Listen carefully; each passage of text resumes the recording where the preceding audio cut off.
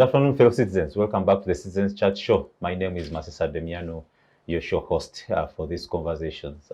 They happen every Friday, 2 to 4 here on the Civic Space TV. Today, we are discussing the outcome of the Kenyan elections and, of course, how they impact on the region's economy, peace, and security. Just on Tuesday, that's August 9th, the Kenya went into the polls.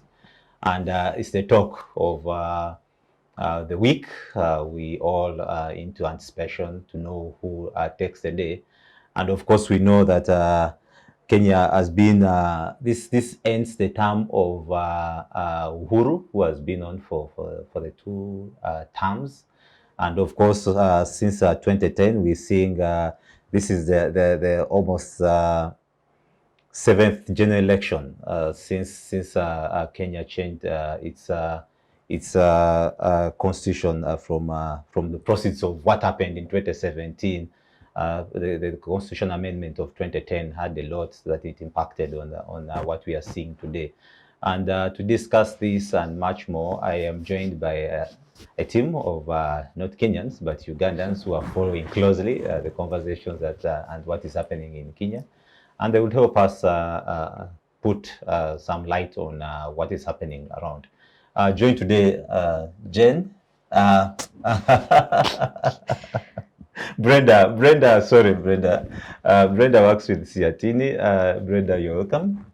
Thank you, Demian, and thank you for having me on the show. And your second appearance. Yeah. I'm glad to be here. Sorry, Jen is always a regular here. So, and of course, being a SEATINI, so the name quickly came. Followed by Deus Kamunyu. Deus, you're welcome. Thank you for hosting me, and I hope your candidate is winning. I have no candidate. Ugandans are more interested in what becomes Uganda is divided than Kenyans. Yeah, Uganda is divided on who takes the day. But yeah, we wait to see who we know where you are. I know, but I don't know. Finally, is retired Major Awich Pollar, our regular panelist. Also, Afanda, you're welcome. Thank you so much, and we're waiting to watch what comes out from Kenya. My candidate are the Kenyan people. Yeah, interesting. And finally, we'll be joined possibly by Honourable Abbas Agaba, who is on his way. We wait to see whether it will get us on time. Into the discussion, I want to bring on Deus Kamunyu. And I want you to just give a broader your view on how the elections have been in Kenya, and what do they say for the growth of democracy in Africa, in the region, but also in Africa at large, seeing what is happening.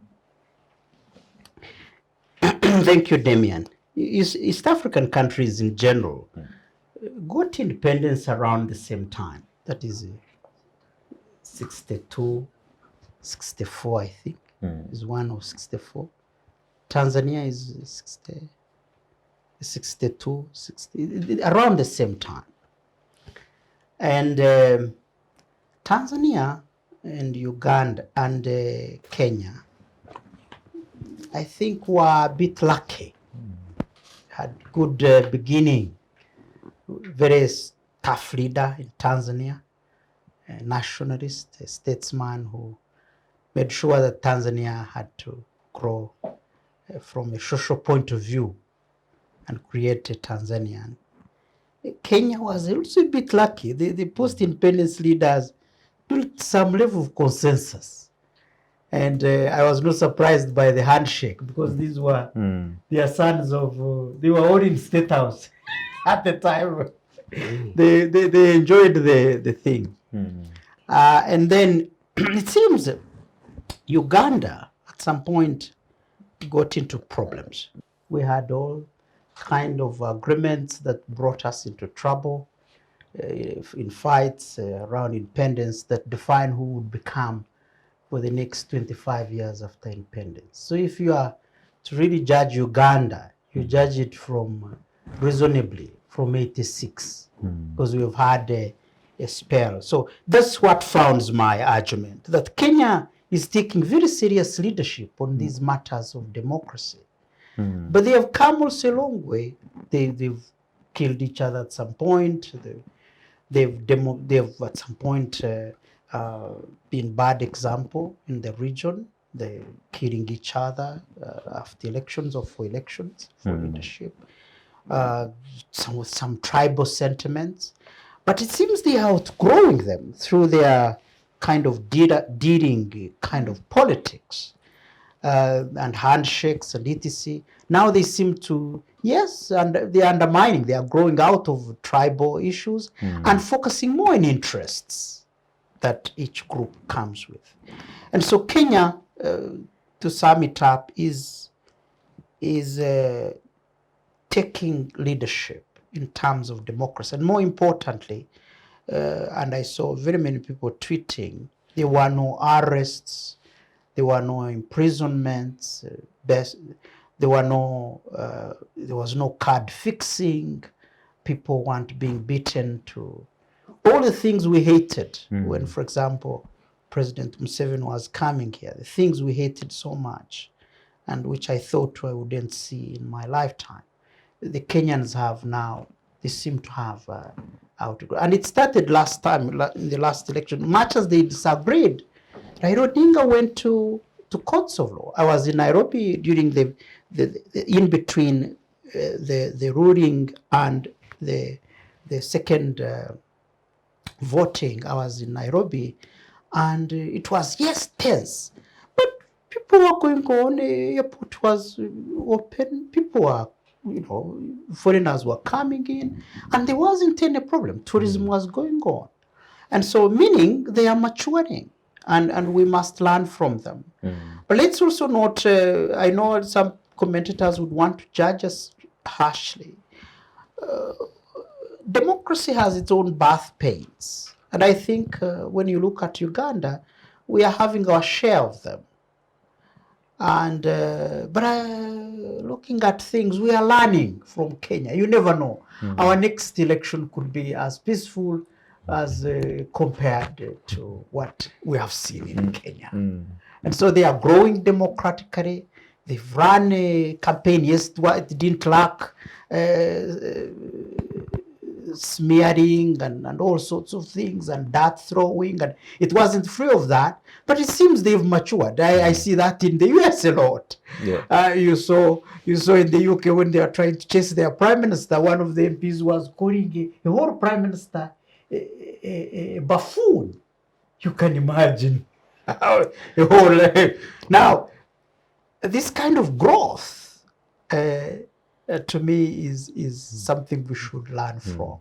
And yes, we don't know what may happen after announcing, but for now, so good. And congratulations, dear Kenya.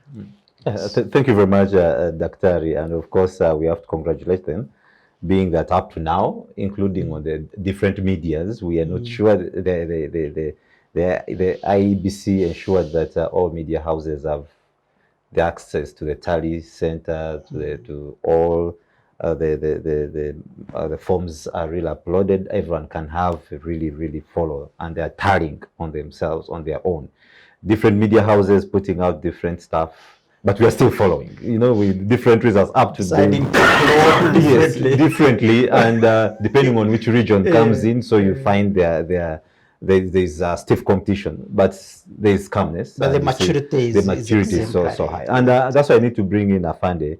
Afande, this is I think the third election since 2010 that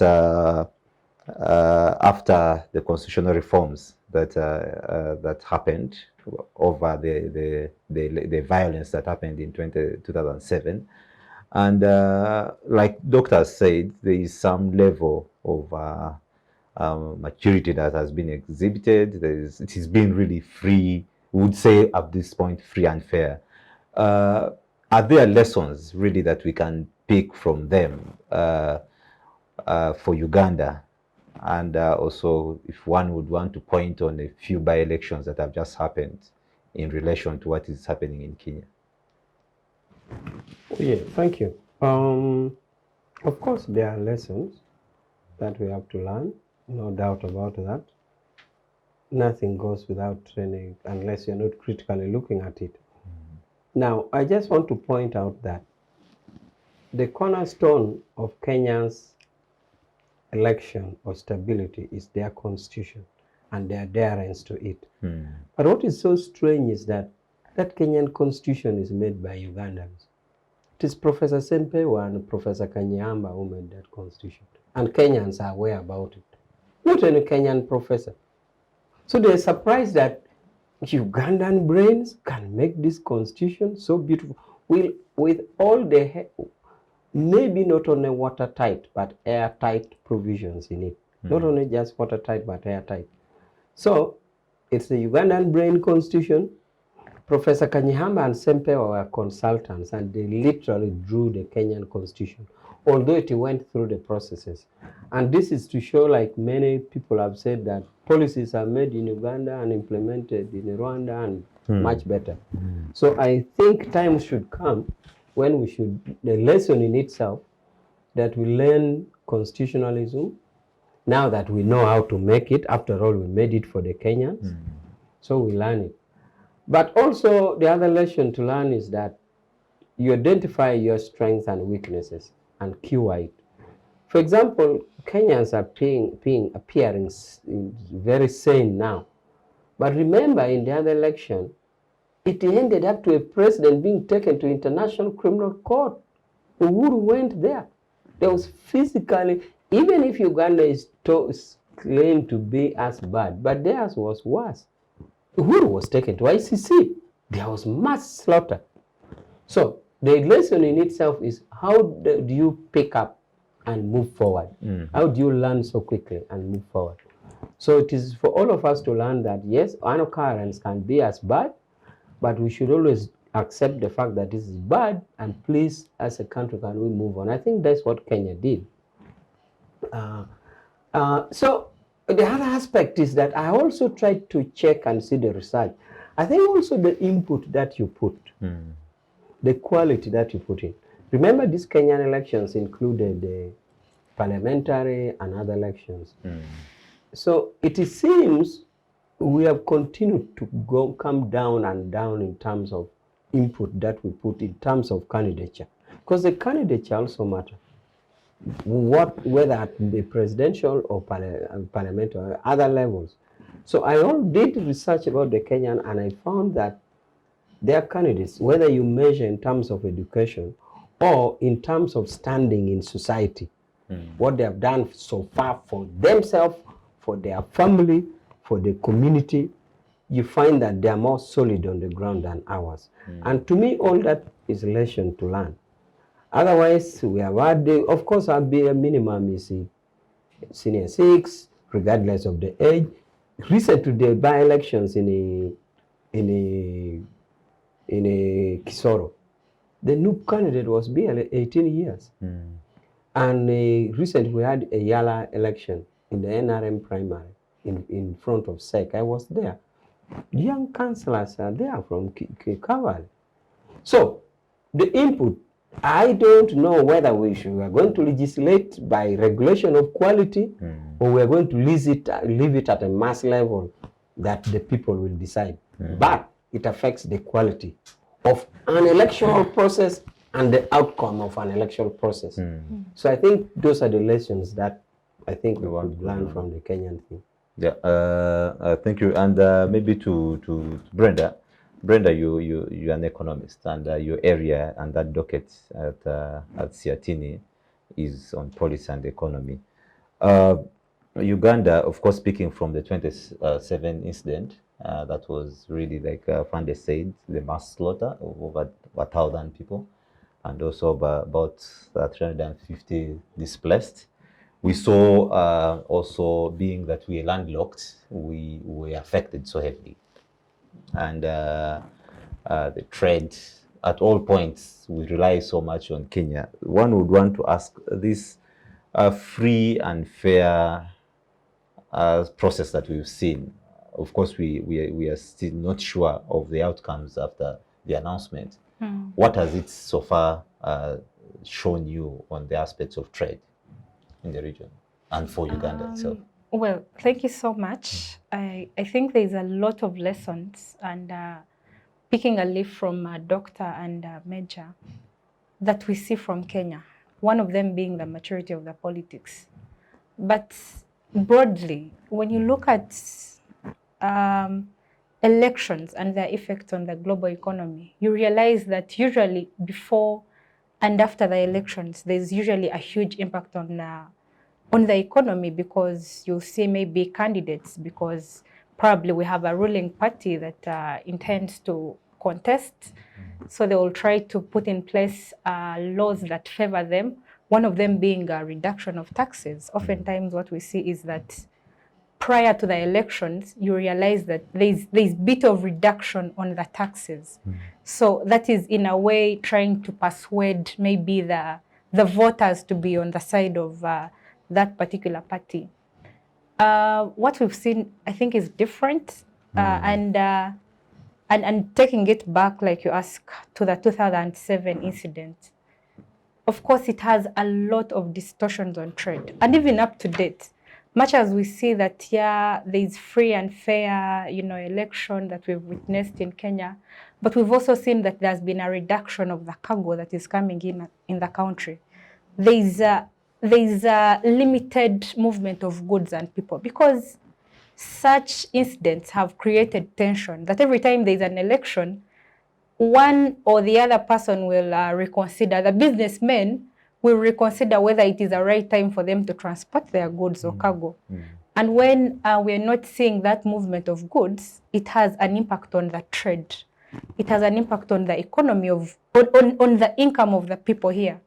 But also it has an impact on how much the government is collecting, because that shows you that even at the borders, URA is not being able to collect a lot of revenue. So it also goes back to an issue of resource mobilization. Well, for the little that I know, the fact that I'm maybe not a political analyst, but at least one of the other key issues that we usually see around elections and politics is something to do with debt, because a party will have, usually we see that there is high indebtedness after the elections because of how much money is being put into the elections. But I think that is something that we've not seen with Kenya. And one other outstanding thing, I think it's the other month when we saw Kenya sign a product agreement with China. So it shows you that even when we are at the helm of the elections, we are still seeing business going on. We are still seeing negotiations taking place. And I think for me, that is how elections ought to be. They ought to be not just free and fair, but an activity like any other, like how we celebrate any other day, but not an event that creates the tension, that impacts the business, the movement of the goods, like we're seeing today.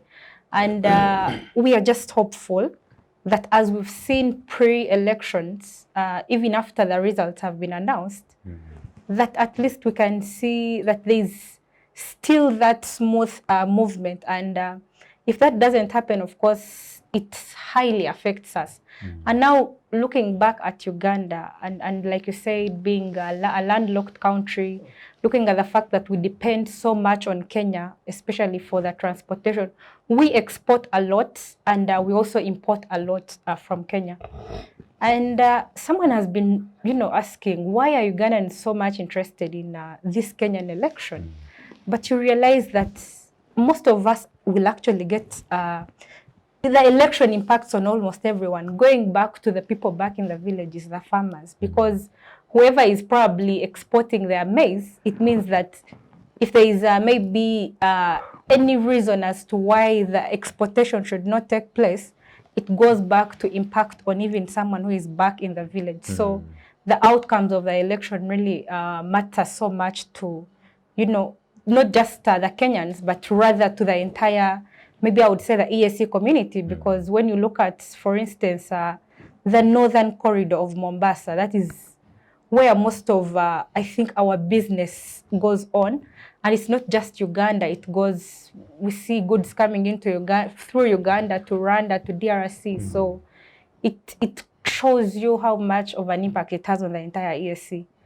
But maybe also creates an opportunity for us to know that as a country, we need to look beyond the fact that we're always depending on maybe Kenya, because much as we also have the southern corridor, maybe that goes through Dar es Salaam, we see that our major dependency is on Kenya. And if any conflicts broke today, trust me, a lot of goods, fuel, we've I think had this discussion several times that the fuel prices have gone high. But if there is any conflict right now in Kenya, that prices will be doubled. Because even for the fuel that we already have here, or maybe that is passing through the southern corridor, we shall still see the prices are escalating, because that is where our dependence is. So that is why I think it's important that we keep praying and you know, hope that what we're seeing today remains as it is. And maybe also reflecting on the past election, the fact that even when one of the parties was dissatisfied, we saw at least them taking the action to court, and we hope for the best. But if we do not get the best, then there is a likelihood that there will be a huge impact on the economy, as we're already seeing that there's already limitation on the movement of the cargo. Yeah, interesting, Brenda. That is a very deep analysis on the trade and the economy. And I would want to probably, Deus, she really points out on the issues and the possibilities of, in case there is a problem that would arise from such a conflict. But over time, we know that these elections happen every 5 years. And picking from what happened in 2007, have we as a country done or moved a step to put up safeguards? Maybe I would have asked her, but you could also come in. Safeguards that probably would shield us from the likelihood of a conflict that would come out there economically, that we know that if anything happened in Kenya, we still would survive to some margins. I think we've come seeing this happen. And I have in the past seen Uganda move to have an alternative route to our goods and other trade routes, especially with the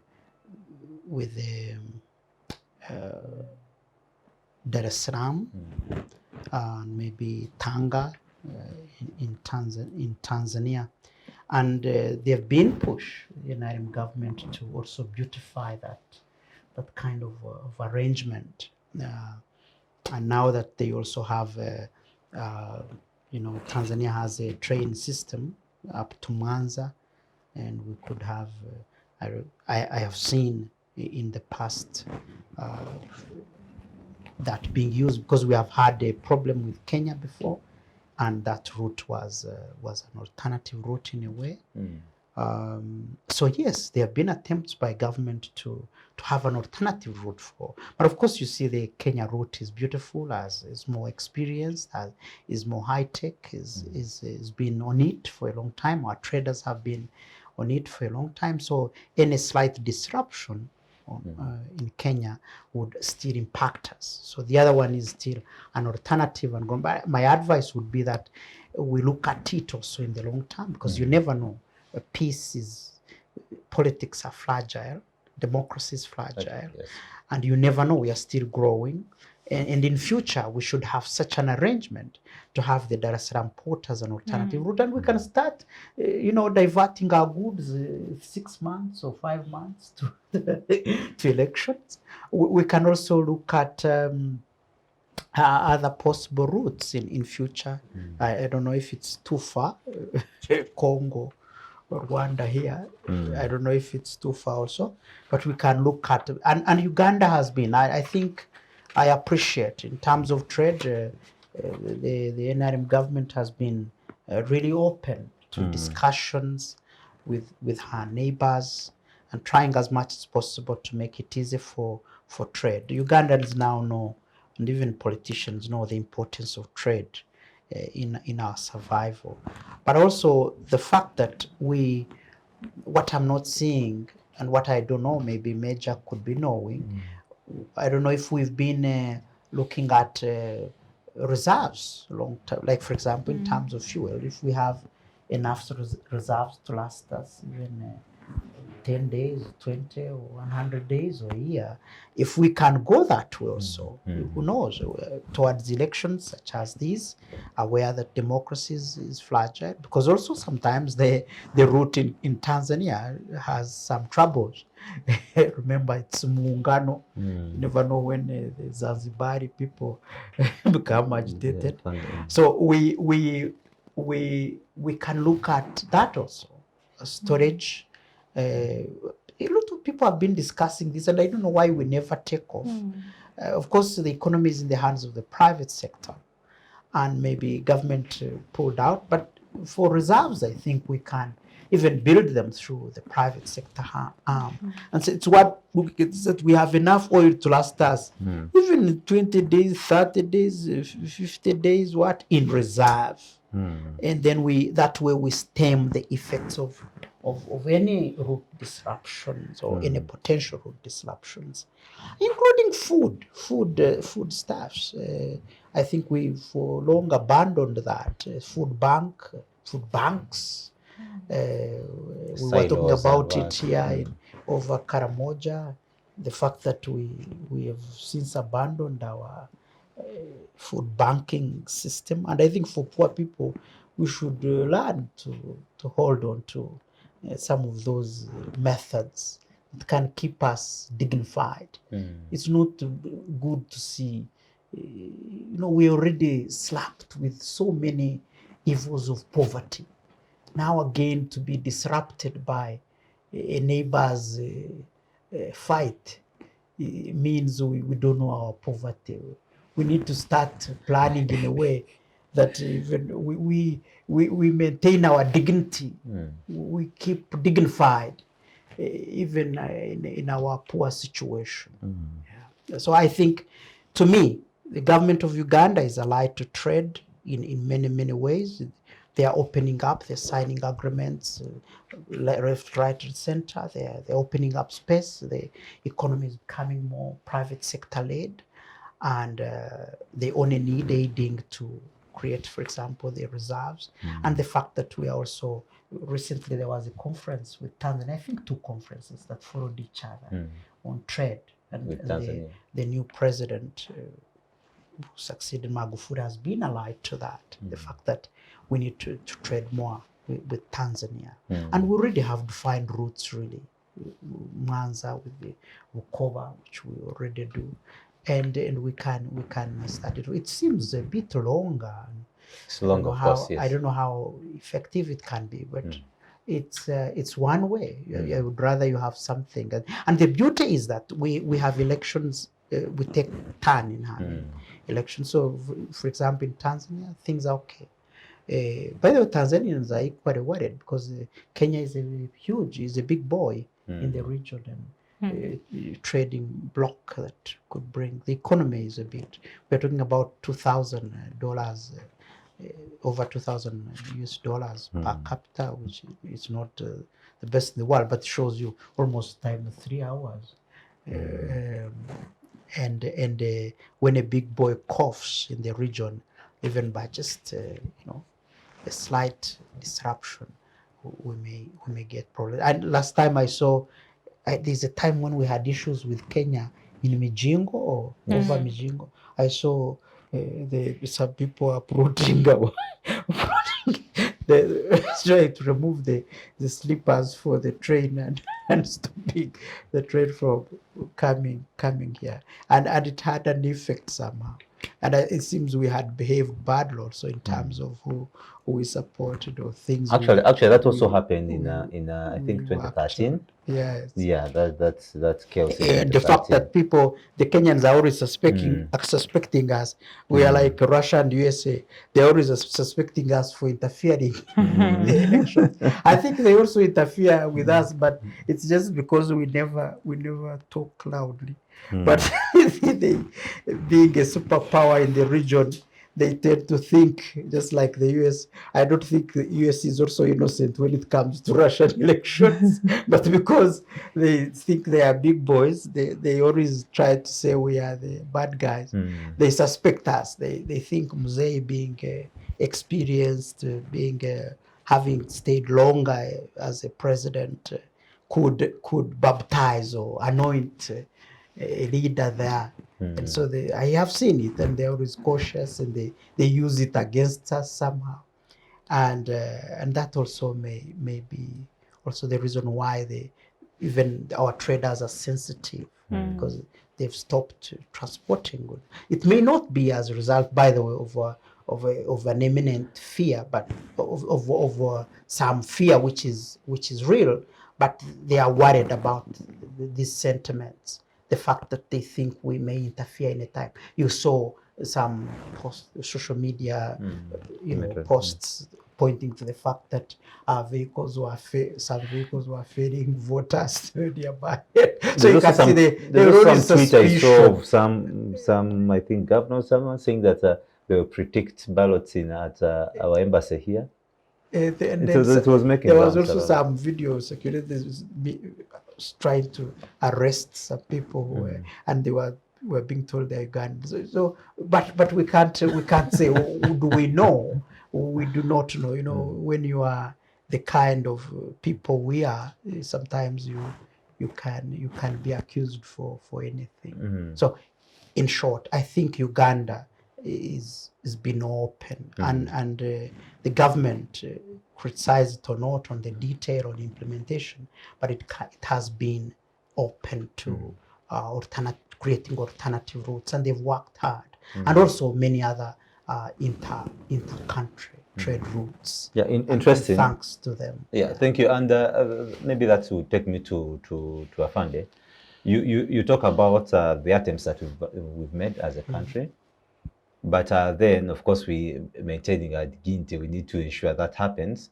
But interestingly, is that we seemingly are so much of a fragile country that, of course, COVID, then the Ukraine war that came through saw us being shaken in what you call, in case we have, kept us asking whether we have enough reserves that would really absorb the shock. Yes. And these two really proved that we are not really there, and that's why probably I will bring the question to Major and ask, while we have these attempts that are being shown, that we probably, like you said, the routes through Tanzania, Mwanza, all that, why don't we have this arrangement where we have enough reserves that probably would hold us on to, and just these elections, if anything happened from here, we certainly would be in a worse state. Why? I think it's an open question. Yes. But let me first add on what the doctor said about the attempt to put in measures for mitigation. I agree with all that he has said, but I just wanted to maybe put it in another language, that through Tanzania we have the water and we have the land as well. Rakai, Mutukula, and trailers already passed there. And there's a strong URA border point there. So I think that is really alive and working. But the other aspect also is in terms of import substitution, or making things here locally. For example, if you start with food, we can have our coffee that you can put in a supermarket. If we can have kawunga that you can put in a supermarket, if you can have beef that you can bring to the butcher, if you have millet that you can put in the supermarket or in other markets for people, then we would be good in food. And for a long time, Uganda is known to be a food basket. So that one, we can still eat our food as our brothers sort out themselves. Then in the other areas of manufactured goods, of course, to a big extent, the raw materials also need to be transported, but that's another thing. But with import substitution in terms of manufacturing, again to food, the milk, the blue band, the soap, sugar, for example, if you can really have our own sugar, Kakira, Kinyala, and Lugazi, and all that, which I think over here we have had, or even almost overhad, the rice. So we would have much little, we could keep going. So putting the alternative road plus import substitution, that we continue to have factories day in, day out. Of course, noting that raw materials need to be transported for those which use foreign raw materials. Yes. I think would be a better position to mitigate instabilities, which has a direct bearing on our landlocked country. I just wanted to add that. On the question of why, anybody could write an essay on that, but I think I would start with commitment. We haven't seen among ourselves, I'm in the ruling party, I think people have not seen enough commitment on the part of the policymakers to deliberately address issues of reserves. Whether in terms of reserves for imported goods, or even in terms of reserves of things made here. For example, food. Even when I was growing up, there are two types of reserve for food. Reserve as at a family level, where I would even build granaries and reserve it, but it was deliberate policy advocacy by government. And reserve at a community level, where food were brought to be reserved at a community level. We haven't had that serious commitment and mobilization towards that.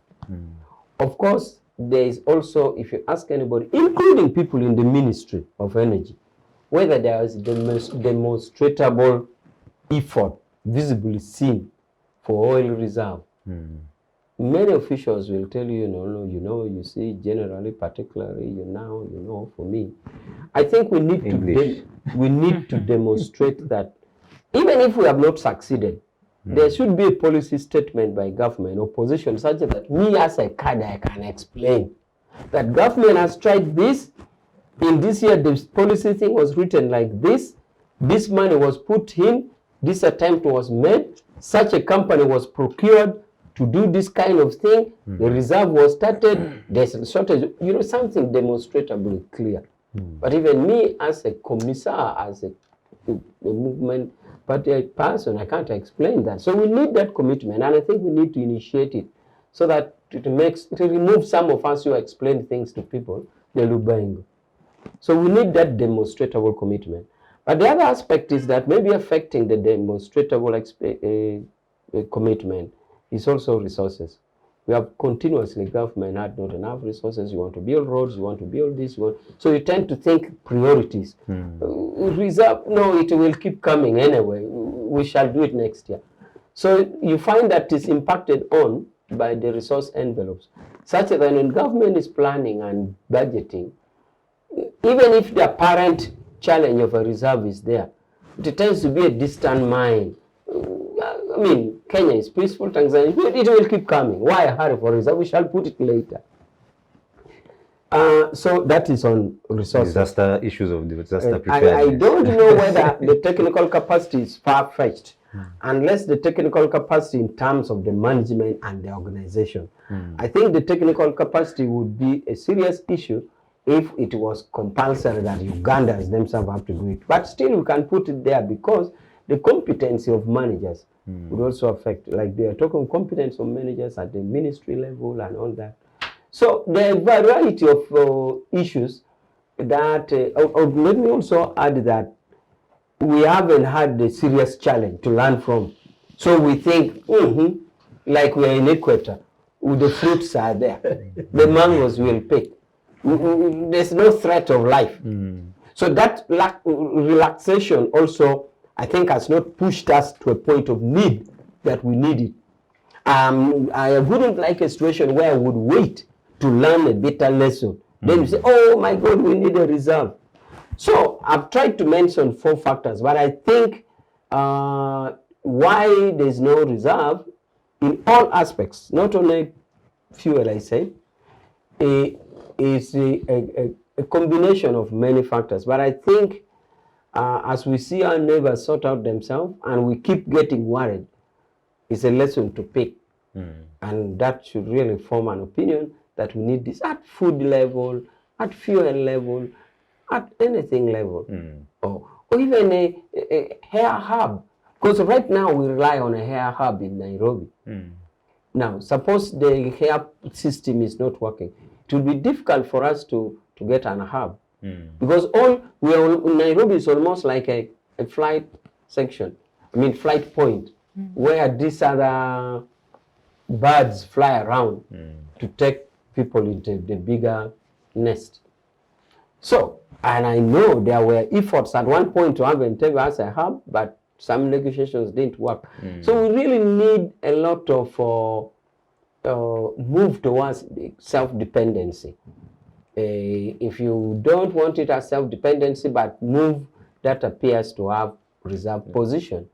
Otherwise, wouldn't you, the bigger airplanes which stop in Nairobi, that collect from Burundi, from Rwanda, from Uganda, from Kenya, to put in the hub there, where will they go? We won't be able to fly, even if we did. But of course, also I just wanted to add that on the alternative, we also have a little bit of air transport. Many goods are transported by air, but still also that affects, because much of our, about 40% or so is connected through a hub in Nairobi. You rarely get direct flight to Dubai, to Qatar, to Turkey, to what? Mainly European flights, we still rely on Nairobi. Flight to Nairobi, Amsterdam. Flight to Nairobi, London. Flight to Nairobi, German. Flight to Nairobi, wherever it is. So there we are. Interesting. And maybe then I would want to bring Brenda, I would want you to just address yourself on the issue of having reserves and the shocks, just in case anything happens, which we are not certain of today. Yeah, thank you. I think that question was actually answered by Doctor. Yes. When he talked about us being a private sector led, and I want to tell you that where you find that the economy is private sector led, chances are so high that one, of course, there is liberalization, but two, and most importantly, where I think we're seeing these issues not being addressed, is that it also creates a rise of the deregulation. So today we are seeing that the prices are going so high, but how much power does the government have to actually have a say on these prices? They don't, because most of the businesses are all private sector led. So that is one of the major challenge. And when you talk about looking at the fact that prioritization, I know that is something that we've literally struggled with every other time we're in the budget cycle. When you look at where a lot of funds are being channeled, it is it is governance. That is where most of the funds are being channeled to. And you don't expect us to boost the economy or economic growth if we are channeling most of the sources just to one particular sector. But then thirdly is an issue of planning. I think that as a country, we really need to look so much into planning. A lot of times, we come up with good initiatives and policies. One that is rolling out now is the parish development model, which is a very good strategy. But you don't see the parish development model addressing issues to do with quality. Back then, Uganda negotiated an agreement with Europe for the European market for everything but arms. But the challenge was that our products are being rejected on the European market because they don't meet the standards. So that takes us back to the issue of planning, that we move ahead without planning prior. And that is exactly what I anticipate that even the parish development model is going to be affected by, because if we're talking about improving household incomes, we're talking about production and storage, but we are not going back to the households to address issues to do with standards and quality, then it means that we don't even have what we are storing, or we are not producing because our goods will not be accepted on the market. And if we talk about trade, it means we need to have a product, we need to have a market. But if we don't have a market because our goods are being rejected, then it will still come back to us. And I had earlier on talked about the fact that there's high dependence on Kenya, and I had Doctor and Major talk about some of the alternatives. And I agree. One of them that we need to utilize is the water transport. I think that we've really been doing bad in that particular area. Yet we could utilize maybe Lake Victoria, and the fact that Tanzania is also setting up that railway. I think it's one of the areas that we need to, look into. And why Kenya has, maybe these fears keep coming up. What we see within the East African community is that a lot of times Kenya is actually the one that violates, probably because it is the big boy. Because even when you look at the ESC and how it operates, a lot of times, like we have the common external tariffs, which for all the ESC partner states. But a lot of times we've seen Kenya violating that to go ahead and negotiate its own trade agreements with other countries, meaning it is violating what we already have in place, and nothing is being done to it. And that is how we actually always raise a question into the dispute settlement, for instance, for the ESC.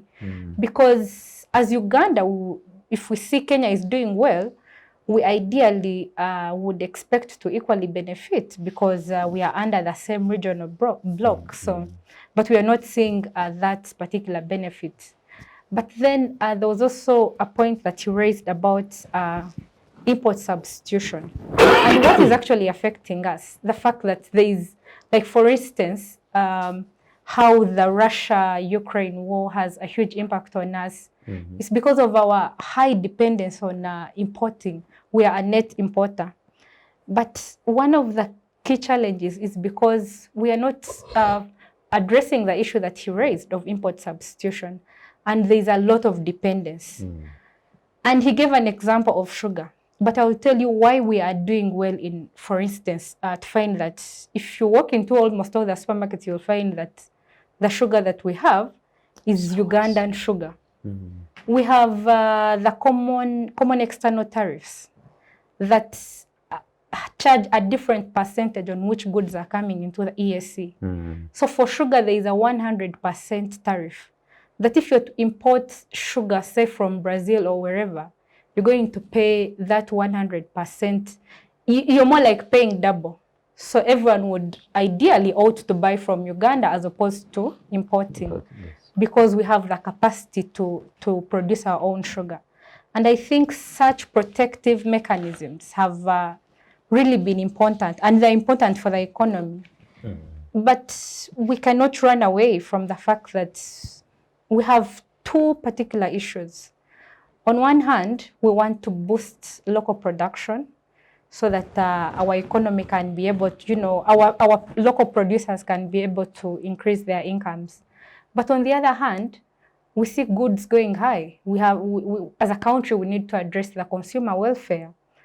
And the best way to address it is to liberalize. For instance, if it's maybe, say, the pharmaceutical industry, if drugs are being manufactured here, looking at the fact that we've oftentimes said that the cost of production is high, chances are so high that even the medicine is going to be expensive for me, the consumer. So what happens is that, for instance, if you're bringing it in from South Africa, where probably the cost of production is low, the consumers will be able to, to buy it at a relatively cheaper price.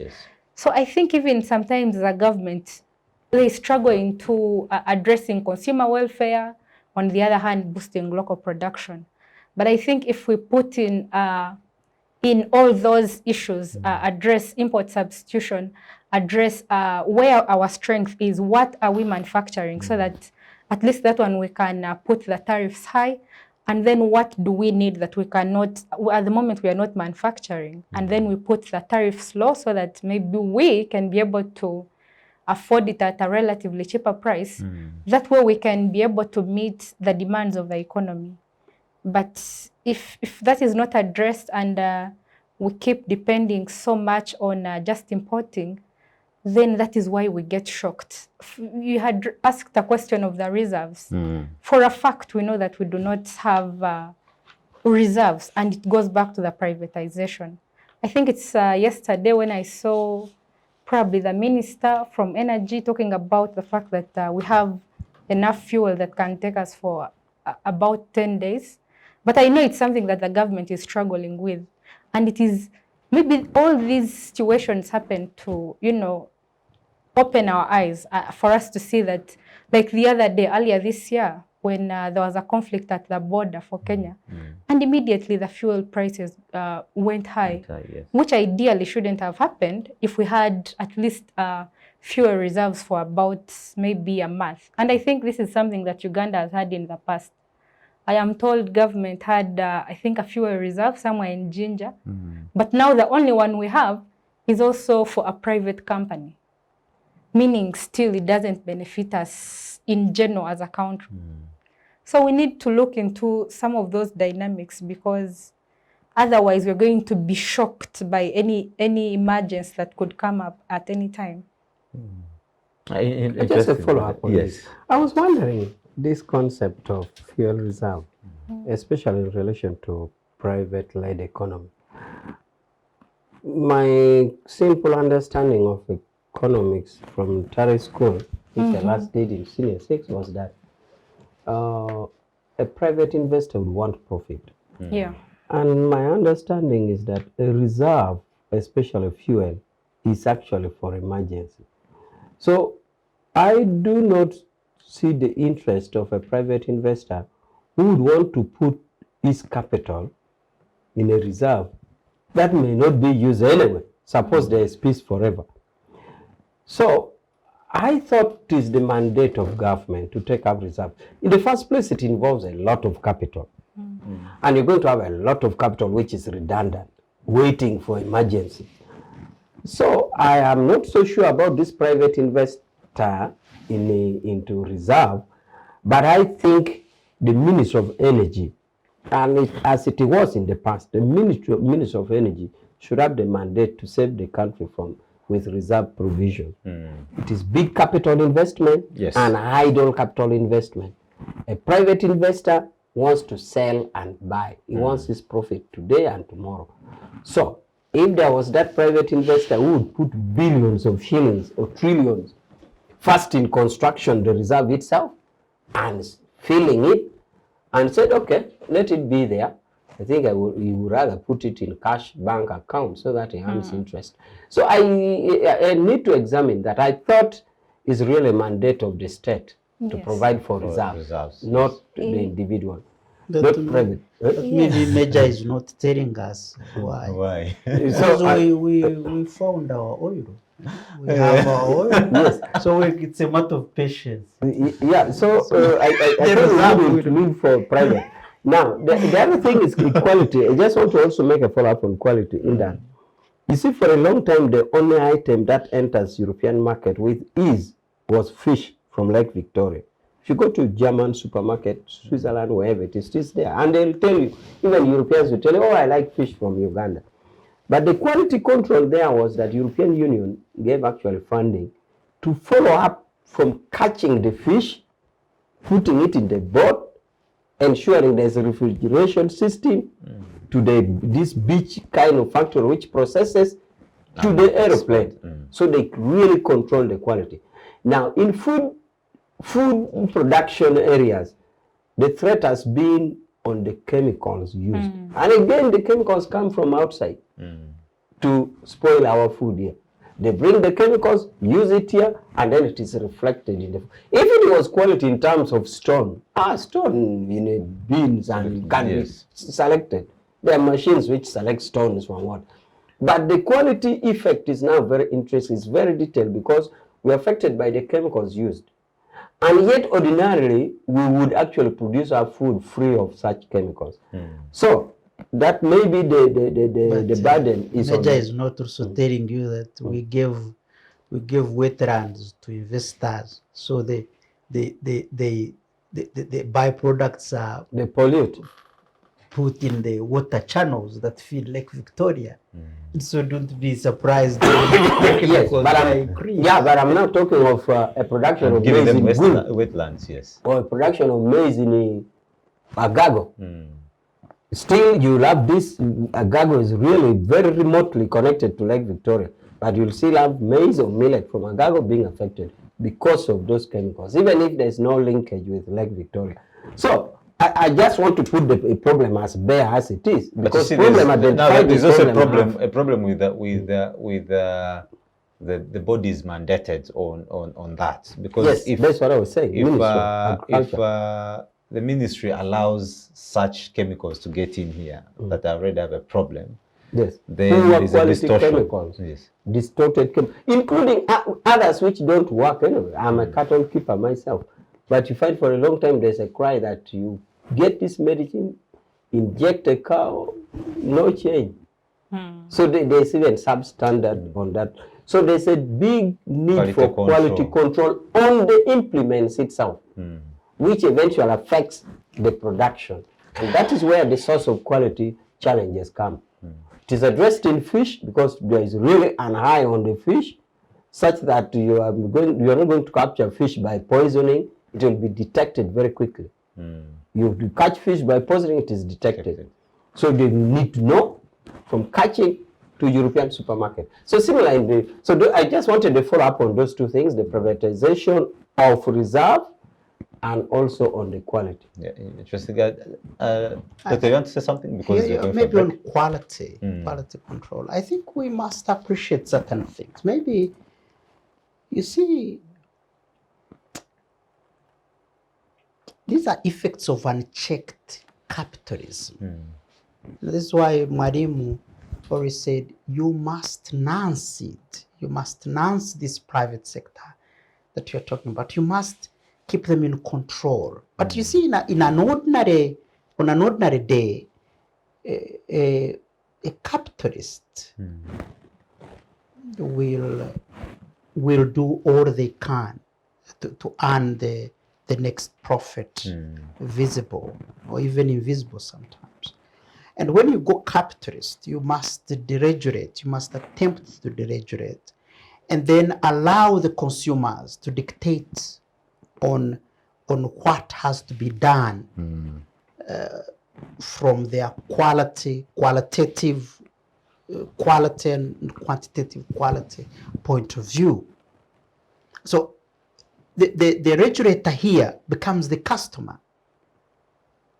And so if the sectors that are exporting, let's say, to Europe, if the players in those sectors really want to keep exporting in capitalism, the refusal of your product should compel you to improve. And where government comes in is maybe the macro issues. And I think I agree. They can, for example, deal with issues of quality of imports in the chemical area, the quality of imports in the medicine, drugs area. They have the capacity, and because through UNBA, through National Bureau of Standards, through National Drug Authority, they have that mandate. But in a capitalism, peripherals maybe, it is the consumer to dictate what must be done. And I don't know why the producers, private sector, are not responding. And if they're responding and they're failing, then that's when we take it to government. It means then the National Bureau of Standards is not doing its work. It means then the national drug authorities and other authorities that are supposed to implement the Drug and Food and Drug Act are not doing the work. And so, but you must understand this within the context of capitalism. But whatever it is, peripheral as we may be, meaning vulgarized and weak everywhere, government must be seen to come in with all effort to ensure that these producers who are private, who are investing their money, are not disadvantaged. That major will not lose his cattle, they will not fail to get market and continue investing by making sure that the National Drug Authority or those mandated to implement the Food and Drug Act are doing their work. As a person from the food world originally, I'm more passionate about quality issues, and I've been interested in who is responsible in this case, the consumer and the producer being the private man, and the nation doing its part on controlling the drugs, the chemicals that we use, and also making sure those who produce them locally produce the quality that will be acceptable to the producers, but also the quality that will not damage the quality of exports. But at the same time also, the fact that the producer then may be incapacitated, where, for example, government comes in to aid these producers, even when they are private, through taxation, through other funds available for them to use to improve quality. And they can do that through some kind of, let's say, Uganda Development Bank or other funds that may be put in place to help struggling producers to meet the quality specifications of consumers in far north or west. But I get worried when we talk about that, though, so much, because we should also be looking at our regional markets, Sudan and Congo, and I'm not saying we should give them trash or feed them on meat full of antibiotics that have just been injected into an animal and slaughtered thereafter. I'm not saying we do that, but they seem to be, like, for example, when a fruit is hurt, it's just hurt, it's slightly hurt by either, maybe a thorn due to wind or something. The European market may not accept that one. But our dear Sudanese can, because it's a quality that we all share, we are all in the same. So why can't we also look at these? We can look at producers who are ready and capable of doing the European, but also look at producers who can also take advantage of it. But even this European, like America, doctor, they are in the habit of giving us quota. They allocate for us market. So even the same quality that they have said, bring this much, the other good quality which has remained can still be shared, not necessarily damaged. Because they, like Agaba, they'll just sit there. They are like a kingdom. America is like a kingdom. They just sit and say, okay, we have allocated you these kilograms. You about the other balance of the kilograms. So they're equally good quality. So in effect, since we get just allocation for the market, the balance is equally good quality from the same stock, and we can share with our brothers. But they're also willing to take one which is scratched, so like we do here, and we must also take advantage of that, because we should learn from taking advantage of the local markets, and that way then we start improving on quality. Because if we over focus on the Western markets, they are really, really highly,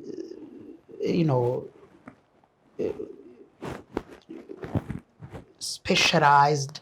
They are highly monitored. They are prohibitive in many ways, and we may end up giving up. But producers can focus on local, and then as they improve towards so we must also concentrate. And I'm glad the government is doing all they can recently, today, we saw the Somalia. I mean, all these trade agreements. I saw Bwana Rwakakamba signing agreements on behalf of UIA, and that's good. Because at least for them, they may not be so tough on us. Then, as we learn to service this market, then we will also gain capacity to produce for the other market. That's why I like the proponents of Pan-Africanism. But also, Pan-Africanism should not only be in the area of trade, it should also expand to democracy and a pact, commitment to full dignity of our people. Every leader should sign a serious pact and commit to it, swearing that Africans are dignified people.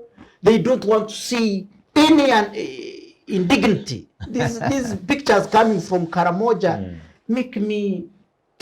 We should even come here naked it's now called poverty porn. Is it poverty porn? Something we should come here naked in protest because it is indignity of the highest order. We should not even be speaking foreign languages here. We should all switch to our local languages and fail to listen to each other because of that level of indignity. So this club work at OAU should also put in this club. At least some clubs do some work. I am a member of the Lions Club. I see them doing work.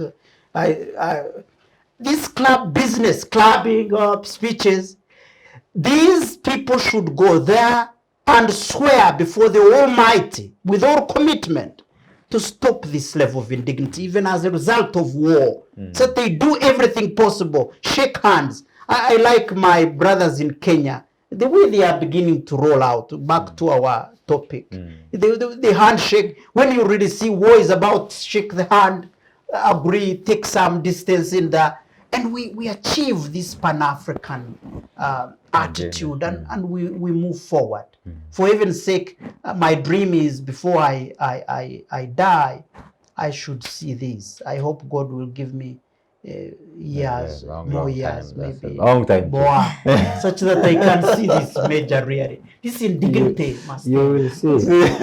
And on that note, thank you very much, Doctor. And of course, for this session, we put justice to this conversation. Only that in the next phase, we need to engage more on the, of course, political participation and what deep lessons probably we've learned from the Kenya elections, but also keep monitoring in case there's anything that would happen that would distort the little gains that they have earned from now. We need also to monitor as a country and also see whether we are really ready to absorb the shocks that will come with it. And to our viewers out there, thank you for being ardent followers. We are going for a short break, but the conversation is still ongoing. Follow us. We're on YouTube, Civic Space TV. We're on Twitter, Chat Show UG, but also Civic Space TV hashtags. The conversation is happening there. It's the politics of the region, Kenya, the biggest economy, as we know. We're all affected in all ways, so we need to be part of this conversation as we wait to celebrate what will come out. Let's return after this short break. The Citizens Chatroom happens every Friday at 2 p.m. on Civic Space TV Online on Facebook and YouTube. We invite you to be part of this conversation. Civic Space TV, freedom always. Welcome back from that short break, dear viewers, and thank you for following the conversation as rolling out.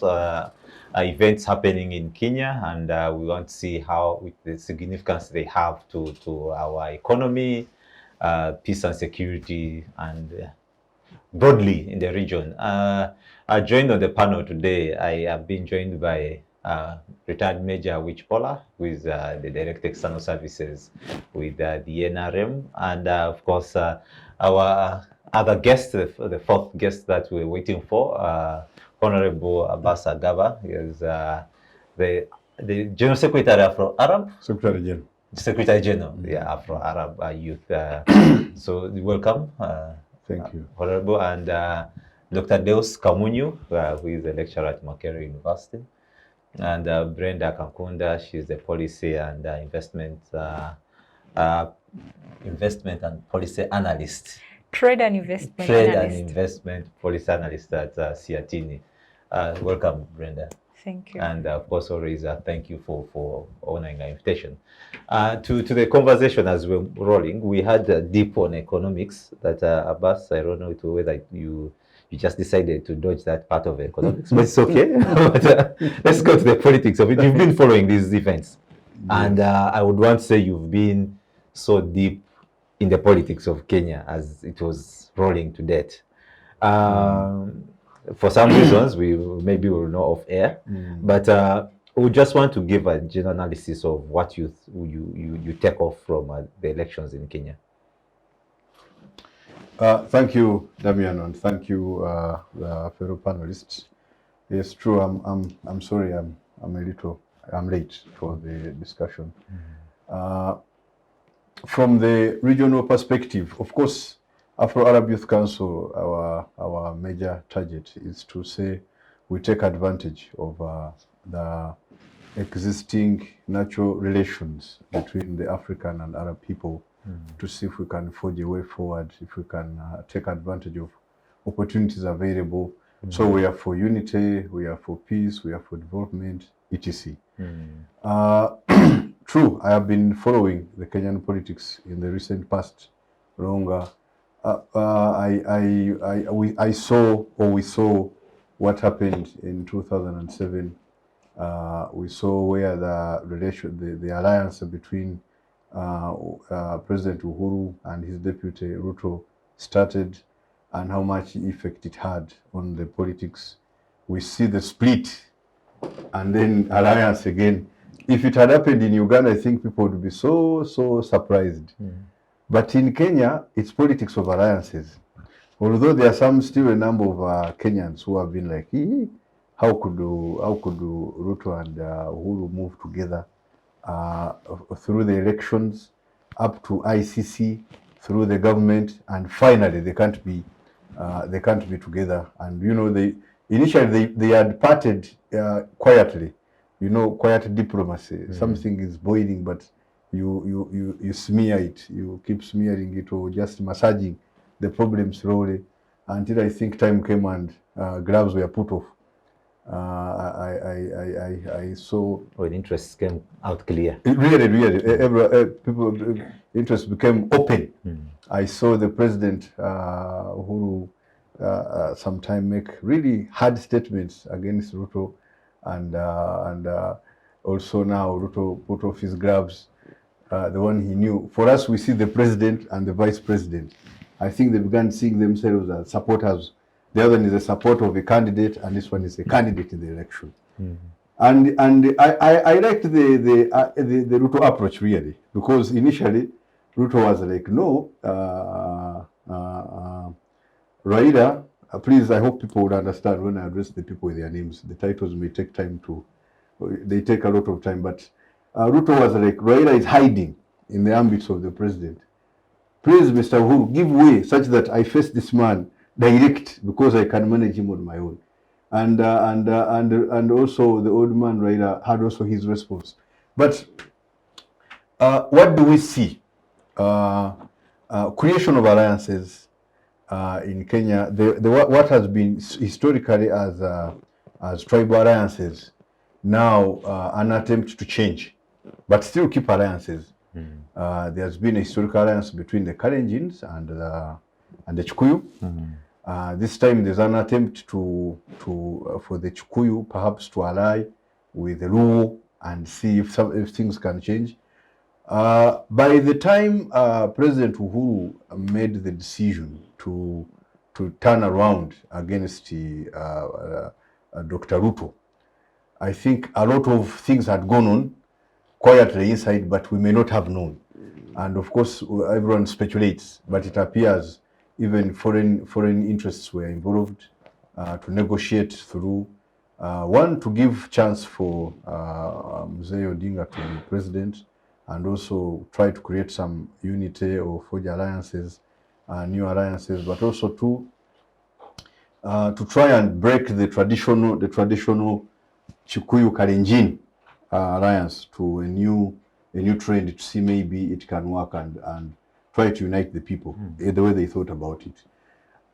What we see coming through in the results, if you know, even up as of now, if somebody told you that Raila has been declared president, you'd be like, I don't think so. And somebody says Ruto has been declared president, we will say, I don't think so, because the list is really tight. It is so close to call that even those who think they have won, after 2 minutes when they get new results, they are like, maybe there's a problem. So for the Kenyan people, I think it's some lessons to learn. Even for East Africa, this time there is some reasonable peace, except until when the final results are declared. That maybe we may see some skirmishes. Definitely, now that each camp is jostling, is preparing for victory, as we can see, it might be difficult. We may not avoid, I think, some outbursts. I really hope and pray that Kenya stays peaceful after the final elections, the final results have been declared and the winner has been declared. And another analyst will tell you it is very unlikely that one person will get 50 plus to be declared in the first round, and therefore they may go for the second round. But yes, it's all just like we said, the race is close to. It is very close, and we are watching it closely by all forces to see where it ends. We wish the Kenyans well. Let the best win. There will be lessons to learn, for example, in case Raila wins, that means there's been a great contribution by President Uhuru to see that Raila becomes president, or to see that Dr. Ruto doesn't win. In case Dr. Ruto wins, that means Kenyans are very decisive, and they are not to be easily manipulated. I think what happens in Kenya is not easy to happen in Uganda. I think it was 2007 or earlier when President Moi while he was exiting, he supported the Uhuru fully, and even the state machinery was with him. But it wasn't difficult for Kibaki to take on. That time Kibaki, Raila and others were in the same camp. All those other forces that we see at play even now, the Wetanguras, the Musyokas, etc., they were on one side, Kijana Wamalwa, the late. So that force kind of overthrew overweighed the government that time. So this time again, we see something similar. So if Dr. Ruto wins, it means even when the sitting president supports a candidate, it's not definite. It's not definite. It's very, very likely that you'll be embarrassed with it. Two, if Dr. Ruto wins, it means his ideology of the haves and the have-nots. Kenya is very interesting. The sloganeering was hustler, meaning struggler, and then those who have been born in it. I mean Uhuru, Raila. These are powerful families. They have been privileged. They have benefited from the resources of Kenya and Kenyans. So it's really close to watch. But of the presidential, because it's also big, down to the governorial elections, and also the senator elections, and the parliamentary representatives, the members of parliament. Kenyan politics and its formation of alliances surprises you. Tomorrow, people wake up and they create an alliance. They create a vehicle to drive them to power. The Rainbow Alliance, ODM, the Orange Democratic Movement. This time they have called it Azimio. Azimio la Umoja. Then this side is the UDA is Kenya Kwanza. Today you look for KANU as a political party. Independence political party, you can't find it. Of course, even Uganda, if you look for UPC, there are some few elements still surviving. They may not be surviving strongly, but they are there. But what is surprising that in Kenya, What about DP? DP, oh yeah, also DP is also surviving. around. It's also still surviving. But Kenya specifically, now that Mzee Moi has been around, it would have been expected that KANU, as an independent party, is built strong. But the last I heard, even the president of KANU was struggling in his parliamentary seat. I don't know whether he has won the Gideon Moi. He was still struggling, but I don't know what comes through. I followed the governor election, just really also bringing a similar picture from the presidential. In the presidential, you are pitting the haves and have-nots. In the governor election, you have Sakaja here for the poor youth, for the local people, the poor people. Then you have Igathe the other side for with the aristocrats. And it's been tight also. It's been quite tight. What makes the difference? And it's very interesting. Honourable Raila Odinga is very popular in Kibera slum, and it's very populous. There are so many voters there. They vote with him, but vote with Sakaja. It's where Sakaja is the UDA, Raila is the other side, but the people, the local people in the slum, they are moving like this. Actually, it's the analysis we have been having, because even the governor results are not yet out, for Nairobi specifically. Raila side is claiming victory, Ruto side is also claiming victory, but it's tight because it's a question of, would the people go by the direction of Baba? So no, vote for me, vote for Igathe. Or after voting for Baba, they go down and vote for the candidate who is like them, who moves with them. My friend, the Senator, my friend, the Honourable Korir Nixon, I'm told he has lost the Landata seat to another friend. Is he Simon or somebody? Felix. Two friends, but opposite parties. But I think Korir has lost by about 2,000 votes. So this is how it's moving in Kenya. Tribal alliances, but also alliances with interests. Where do we want Kenya to go? How do we want to be better? I don't know how well to juxtapose that position to Uganda. If tomorrow President Museveni stood at a rally and supported somebody, is it likely that people may say, even when Museveni has come, we vote another person? Is that can Uganda go to that kind of maturity? Or there was a by-election in Bushenyi. Is it Igara? It's the one of Honourable Michael Mawan. I've not forgotten it in the last parliament. Honourable Marshall was in. He lost the election petition. There was a petition against, a successful petition against him. He had attempted to have a different opinion about the constitutional amendment, and therefore, when he went back to the election, it had different results. So it appeared as if the opposition to the election, to the constitutional amendment was trending. It was something worth to associate with. So I expected that when he associates with it, it also builds up. So when he went down on the ground, I have not forgotten the president's statement. He still carried the flag of NRM, but then the president said, this young man is our son, and is our son in the movement. Yes, I have known he had some bit of Amarelli skewed eyes, but he's our son, please.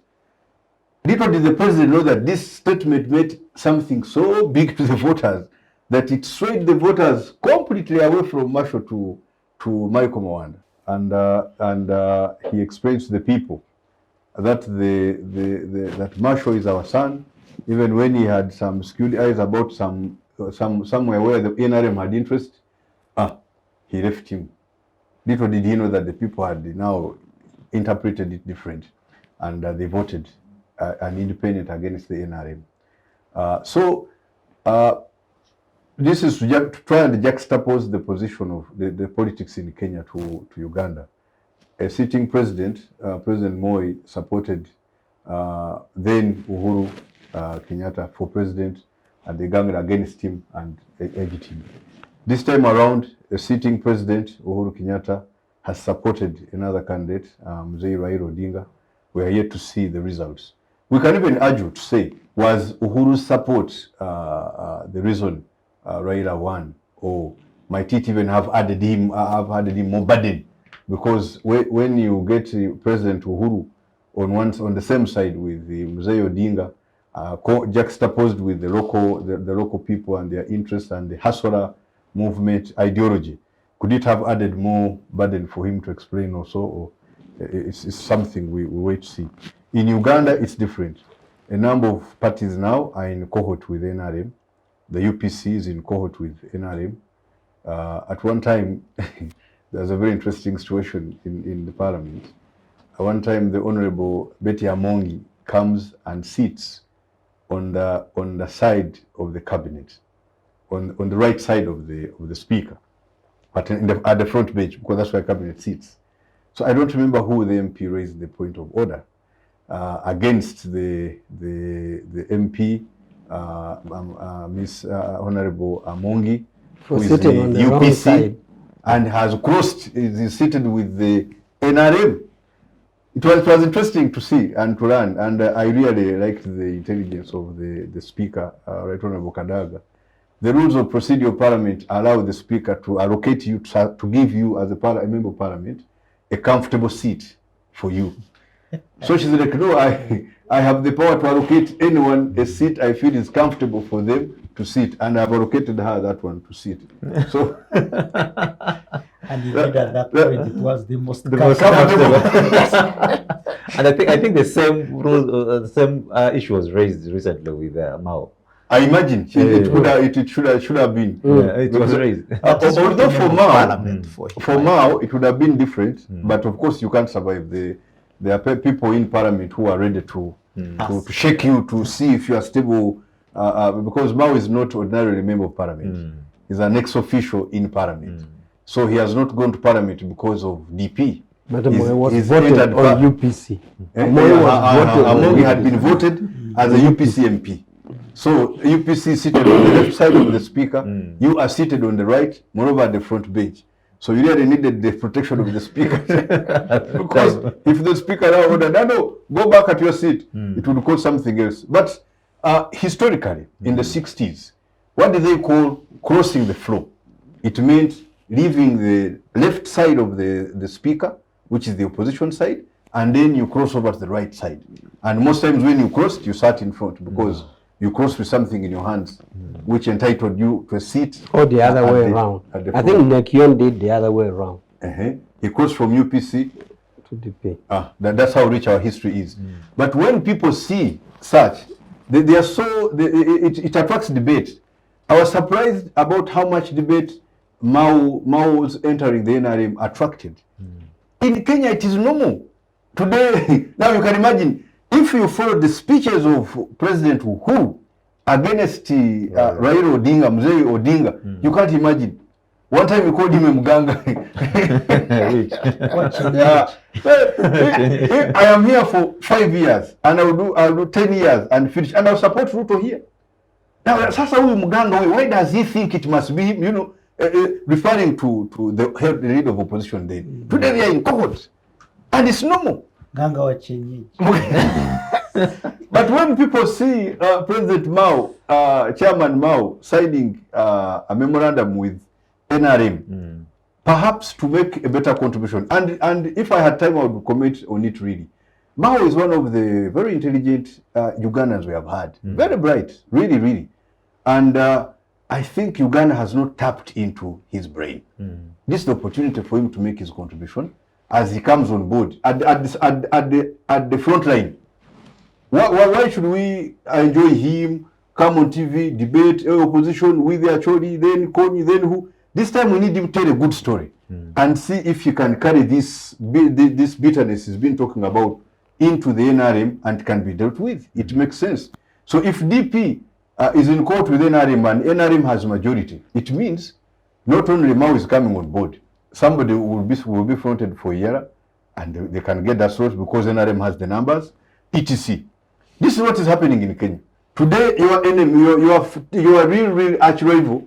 Tomorrow, you are in court together and you are working together. At one time, there was an attempt on TDA. TDA failed on one thing. Between Besigye and Mbabazi, who carries the flag of the opposition? Finished. Babas is this way, messages here. Between them, actually, I remember Honourable Nobatuma went with Babas and others stayed with message. In TDA, they also failed. But in Kenya, they ally. You know, the difference is Kenyan alliances are based on interests. Even while Dr. Ruto was bringing Sonko on board, Sonko is a popular figure in Kenya. He was governor of Nairobi. He attempted to be governor of Mombasa. Technically, they stopped him. So with a lot of anger, he said, I will also pay them. So he joined the Ruto side. But while he was joining the Ruto camp, he had some few key slots promised to him. So when you come in, this will happen, you can take this. So it's interests. But here, I don't know why people find it very difficult to separate between interests and any ideas or anger or enmity. That I see, for example, Besigye and Muntu, for example, can't form an alliance together to even work on something common. Two very good people. Very, Besigye is also another very intelligent Ugandan, much as is in opposition. Honourable Muntu is another very intelligent one, very humble and very, very disciplined, who can also make a big contribution. But how they can, I don't know whether they can learn from the politics of Kenya, so that they can make an alliance. If Dr. Besigye can work with the Bobby Wine to support a common candidate, why can't he work with the Honourable Muntu? For example, when the public sees these kind of formations coming through, I think it builds a lot of hope. But yes, we pray for the Kenyans to see how they come through. We pray for peace. We hope they can be more peaceful. I think this election is unique in the current times because it's really close. It's very, very close. And the law in Kenya allows the Electoral Commission almost a whole week to announce the results. Why? Yes. Because they have to do verification. There is where they are voting and the biometric machines were not working. They couldn't recognize you. So what they did, they will tell you, hold your ID next to you. They take a picture of you and then you vote. Now they have to verify.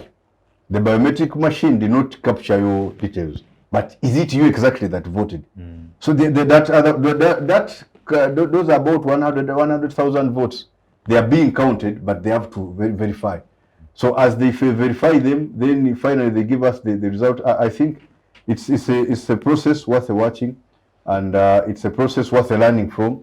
Ugandans are watching. I know the divide in Uganda is also big. If you sampled people like in Busia, in Tororo, you find very many Odinga supporters. When you come to Soga and get to town to get down this side, there are many Ruto supporters. Among our people in Kapchora, up the other side, they are very so.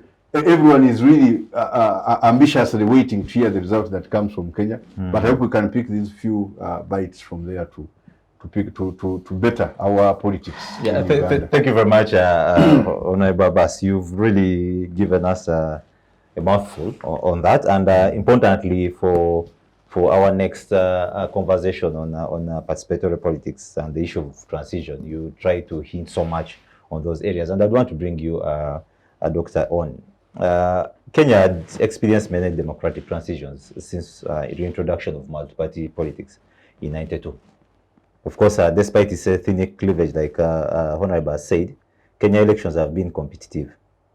We saw in 2002 there was a transition from Independence Party, then the Kenya African National Union, to the opposition National Alliance Rainbow Coalition. Of course, since the 90s, Kenya has been the only country in East Africa to transfer power smoothly. We can agree on that. Say it again. Smoothly, since the 90s. Kenya has been the only country in East Africa to transfer power smoothly from a ruling party to the opposition. Oh, yes. So want to say it qualifies. Yeah. So Tanzania is better. What lessons does the region have to opposition? Yeah. So we want to say, what lessons does the region learn from Kenya, looking at the issues of participatory politics and term limits, actually also. Yes. During the break. My colleague here was saying that the best thing that can happen to Uganda, I think in her time, like I'm also praying in my time before I leave for the heavens, is Sure. to one. You'll go try me. I have to. And God knows that. Why don't you go tomorrow? Heaven is better than here. Actually, I'm told he keeps you here to be able to make accountability, enough accountability there. He brought us here for a purpose. She was arguing that she would want to see Uganda restoring the term limit, because it's a very serious safeguard for change of power, even just change of power, hands from even if it was from President Museveni to Abbas, the cadre, that alone would be a very serious safeguard. But we also, she was also talking about about the fact that the change of power come with too much hope, and it's a lesson to very many in the business of governance, to learn that power can be held and it can be handed over. It can even be lost. Like, for example, Goodluck Jonathan served only one term in office and handed over to the old man. So Kenya, I'm not sure whether peaceful or not peaceful, but at least the power holder did not stick to the documents, the national emblems, and gave them away. But there was some little bloodshed, so it was not that peaceful as it was some bloodshed. So the Kenya's experience has some blood components, but on the periphery, the main emblems were handed over, and that was celebrated. So on that note, Uganda takes the biggest share of lesson. The lesson Tanzania has never had into an opposing party, and I don't think it's because we can't compare Tanzania's situation to Uganda in any way. But I don't think it's because CCM beats up people to vote it. But CCM in Tanzania is like a religion. This is a serious spiritual matter. That to win it, you must really work hard. Because for them, they don't need support because you have money or what. It's like a religious. I studied there, so I know. I can give you some information if it's allowed. The race between the late Dr. John Pombe Magufuli and Mzee Lowassa, I think really illustrates your point better. Lowassa, had he been in good terms with the President Kikwete, I think would have been the next president of Tanzania. Yes. But being childhood friends, and they have had their own issues, I think I know that Dr. Kikwete did a lot to block Lowassa's nomination in the CCM. Now Dr. Magufuli goes through, and Lowassa, because he knew he was popular on the ground with the people, he ran to CAF and picked the card of CAF to be the flag bearer for, because for them they don't have independence. And he to be the flag bearer for CAF, and he competed. But what you're saying, all the people cared was CCM. We love you, Lowassa, thank you, but you're not CCM. You're not CCM. Why did they come to that? Because CCM has been, it's a revolutionary party, and it has been sincere to her people. What would have been Kanu like? To her people. It really is concerned about the people's well-being. I used to see Nyerere, even during hunger, like we see in Karamoja, coming out and even throwing tantrums and say, I'm going to stop giving me this because if you can't feed the people, then that's not Tanzania. It's not Tanzania in his way. And disagreeing completely. So you can see it's a party that has elders that love the country, and they demonstrate. It's like a cult. So we can't compare. But Uganda can learn a lot from this, because we are not like Tanzania also. NRM cannot be anywhere close to some kind of religious organization. And I always read my brother's ideology articles, David and I even respond sometimes to him. And the last week, I think, this week, he wrote about the possibility that we don't have that kind of cadreship, that Mzee opted for a mercenary approach as opposed to ideological approach. So if you can put a banana in Abbas's mouth and he keeps quiet a bit, that's okay, which I understand. But we can't be that. And possibly the idea of transfer of power is what is pending. And I think even if it was to Abbas, like I said, he gave him, and we see that would be good enough. So Kenya comes out strong. But like I told you, democracy has its own birth pains.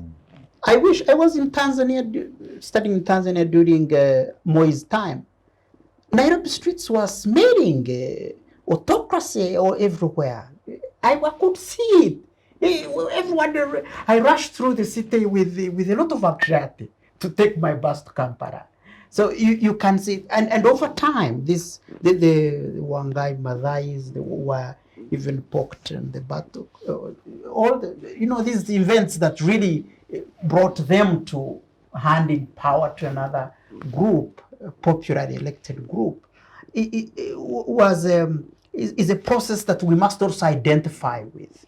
Maybe Mzee's long-staying power is a kind of birth process of who knows. We could be ushered into another era of at that point we would all be enlightened. That's why we are on these TV shows, talking, expressing ourselves. And the only maybe issue we are going is changing of a leader, a national leader at the helm. And so it could be a birth process. That's how much hopeful I become. But Kenya gives us the yardstick, and at some point, President Museveni should also enjoy the position of an elder, a national elder, like his admired, his idol. He has confessed that in the past. Nyerere became an elder, someone who talks from Wachitura, and we all listen.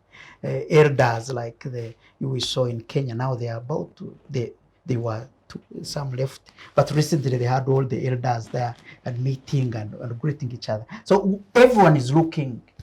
And like I said, dream is to see that in my lifetime, because I'm the NRM kid. I grew up at the time when NRM was active. So I want to see that what the NRM promised the people comes to, and it can learn from the Kenya situation. Kenya has a lot to teach us, even like he's saying, politics of interest. And it will take also the opposition beginning to learn. This, we either, I don't know whether you were in that hall. We either win or they lose. The kind of approach to politics is also not good. It's not good. We either win or they lose. And I see it on the side of NRM, I see it on the side of opposition also. Everyone wants to take the front seat. I hope at some point we will graduate and begin to ally and begin to take a back seat for sake of nation and for sake of people's livelihood. We live once. We live life once.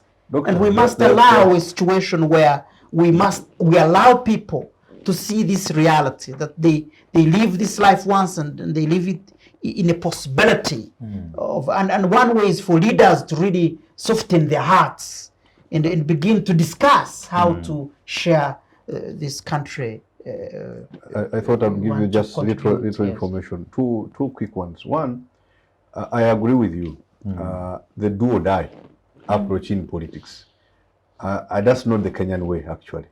Kenya, you ally based on interests, and you fall apart based on interests.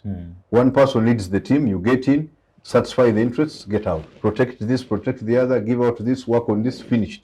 In Uganda, it hasn't come to that level. We are still stuck to, we need change. What do you want to do? No. Museveni asokagende, then we shall see what to do with the power. Until we develop the interests beyond just the president getting out of power. The second one, which I also blame on the NRM, if you are FDC and you win election, you matter so much to the government than the NRM who rose to you. It's not a good thing. Because political party work, if he's FDC, for example, opposition, and he won an election, to go to Parliament, for example, he matters more to the government than the NRM he beat in the constituency. This is not good. It disenfranchises people. That's why you see they have the spirit of do or die. I must win. Whatever the even if it involves killing a person, you should win. Because losing when you are the NRM flag bearer, it is so bad than winning when you are the opposition flag bearer. So we need to create a balance, add value, make the party work useful, reasonable, such that as long as I've just told you, one of my friends, Honourable Nixon Korir, could have lost the election until they announced the result, the Langata seat. But as long as Ruto wins, because he's a Ruto, he's in the Ruto camp, UDA. As long as Ruto wins, his loss is not felt because it's a smaller thing. You have lost, you've lost an impala, but we have grabbed the elephant. We have killed the elephant. It can be good for all of us. So there is need to look deeper. If you are opposition and you have gone through, if a government takes power, then even those who won the government ticket but they didn't win should be brought closer. I've been watching Kampala. There are many NRM flag bearers who couldn't win in Kampala. It's very difficult to win in Kampala when you are an NRM flag bearer. But their hope is that when the NRM wins and forms government, somehow they will find ways of fitting in the new government because they carry the flag of the party. You didn't tell them that they are not in a marriage that they can't be flag bearers of the other parties which are winning. Tomorrow he can be Noop and he wins, but he's stuck to NRM because he wants to be NRM and loses with NRM flag. He shouldn't be as bad a loser as others because at least the NRM has won the bigger picture. I think we need to look at that also. Yes, and also on the issue of interests. Interests come with maturity of a democracy. And I don't know whether I should blame the NRM or just the process of maturity. You cannot, if pregnancy is 9 months, if a kid comes out at 6, it's a premature. Maybe I don't know how many years is our term. Maybe 40 years, I don't know. But or more. The term is 5 years. Our term is for democracy good to be born. So I don't know our term, but I don't know. So who I should blame, whether the process or NRM also delaying it. But interests matter in a democracy. And democracy is more likely to be capitalist in a way. And interests matter. So people must begin learning from Kenya. I am glad I saw Bobby Wine shaking hands of Azimio leader. SJ is there. I wish they learned from there and put hands together, even align with the NRM people. If they realize you are coming from a hostile, but you're good and that you care about the interests of building a Uganda and you are NRM, they can align with you and you win the thing. And then as long as you serve the interests of Uganda. I think there was a problem with our beginning. This individual merit, I think delayed us a bit. People are still in that, And then again, the mercenary approach, which David confessed, politics of putting a banana. Then if you lose, we begin putting, and because we have a small resource envelope, we can't put bananas in every. Those who have lost, you leave them, and then you deal with those who have won because at least you need them to defend your legislation. So the resource envelope limits, but I think if NRM had more bananas, they would even put in those who have lost. But the individual merit that we began with is still in the minds of people, and they are unable to depart.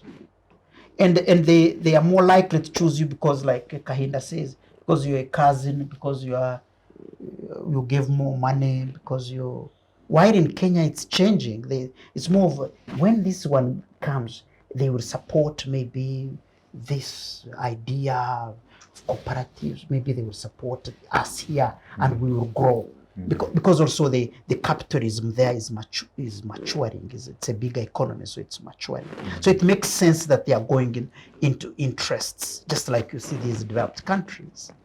And so there's a lot to learn from what is taking place, and the transition to take place. We must engage the higher gears. And me, I still hope, because I am this side of at some point I am very good boy to NRM because it's a part of my birth. I am still praying to the Almighty that Mzee will have the kindness and that God will touch him to ensure that this country takes a step. Maybe these concessions I'm seeing with Mao, with different groups, could be a build up to that, because I want to see it. If he's hearing, he should take note of that. That the young man who prayed, I did, was a prayer at dinner time for him, would also wish to see him do what you asked me, give power to another person in a peaceful way, and that this country of my old age will be at peace, and that my children will see it the way we are seeing in Kenya, that they are lying to build their country and to move forward. Not this idea of my one hall of residence. If they either win or we either win or they lose attitude, which leaves a lot of scars in the hearts of the people, which damages our democracy, which leads us to do exactly what we were fighting against, where people are bundled and taken to cells and being forced. My sister voted in 1980. And she came telling us, I was young, I could hear, that when she went to the booth, the voting, she was forced to put a vote in a box that she was not. And it was really hurting, and it was a bad day for us. Now I see on TV people reporting that some people were taken to jail, then they were being forced to sign their forms. It's like a movie. It's like, this is what we fought against, and it can't possibly, we prayed against, it can't possibly happen at a time when Mzee is still very active, and that the time that he has demonstrated, he's given his all to this country, and his youth, and his medias, and his old age to this country. So we should learn a lot from Kenya's transition since 1992, though with bloodshed, but with some dissatisfaction here and there, but it has taught them to grow to this point when we see that even when they have a very tough contest, they are still calm, they still believe that they will get, and you will not be surprised, by the way, that Raila wins and begin shaking hands with Ruto, and they begin now forging another kind of situation to take their country forward. I will not be surprised, because that's how they do it. You see a country going on, a country hopeful, a country ever rambling, but with positives coming out, a country that knows the interests of state and also interests of individuals, where trains are being built in record time, where airports are being expanded in record time, because a lot of money is not going into political management or society management, but because people now know what to do, and more money is left for you to now put in national or projects of national significance. Where we are as a country, a lot of money, Major, you disagree with me or agree with me, is going into society management. Security, putting bananas in, and less could go to infrastructure, could go to expanding our national infrastructure. Thank you very much, Doctor. I would want to bring on Major on that issue of political participation and, of course, term limits.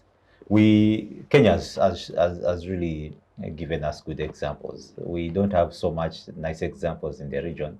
Rwanda, as we don't see anything there. Burundi, until the late passed on. Magufuli, the late, when he got the opportunity, he tried to curtail all political party activities. Of course, in the region, South Sudan has been civil war through and through. Congo is not something to talk about so much, although they've attempted to change. In Uganda here, we are talking about Congo should not be demeaned. Yeah, they've tried to taken a step a bit. They've tried to. And also, by the way, these countries have taken steps. I think it's Tanzania which is still, and it's because of that cult CCM. But Burundi has taken, judge them or not, just the gesture of the late is to see supporting whoever comes in, and it's also a good case. This is not demean that. We also have lessons to learn from them. And even Congo, there are some minimal lessons we can pick from the Congolese situation. But of course, Kenya is excellent. Yeah, and that's why I would want to bring you, Honourable, on. Do you think we could work with the term limits to ensure that at least some of these, of course, we know now transitions, we have shades of transitions like we've talked about, UPC and DP in there with NRM, but if there is that faith that we can work with parties, with individuals in the parties, or can't we also allow that, yes, these people could add value to us, but also importantly is that if we have these term limits, then a transition should be seen, and probably for growth of a democracy in a country and a peace that we probably would enjoy. Okay, thank you. There's so much said in there. Term limit, transition from one political party to another, handing over power, all that has been said. But I think the beginning point is that what doctor calls a cult in CCM is actually how a party organizes itself. Yeah. If a party is organized, it can maintain power. And we are all aware that we had a constituent assembly, the minds of the drafters of the Constitution.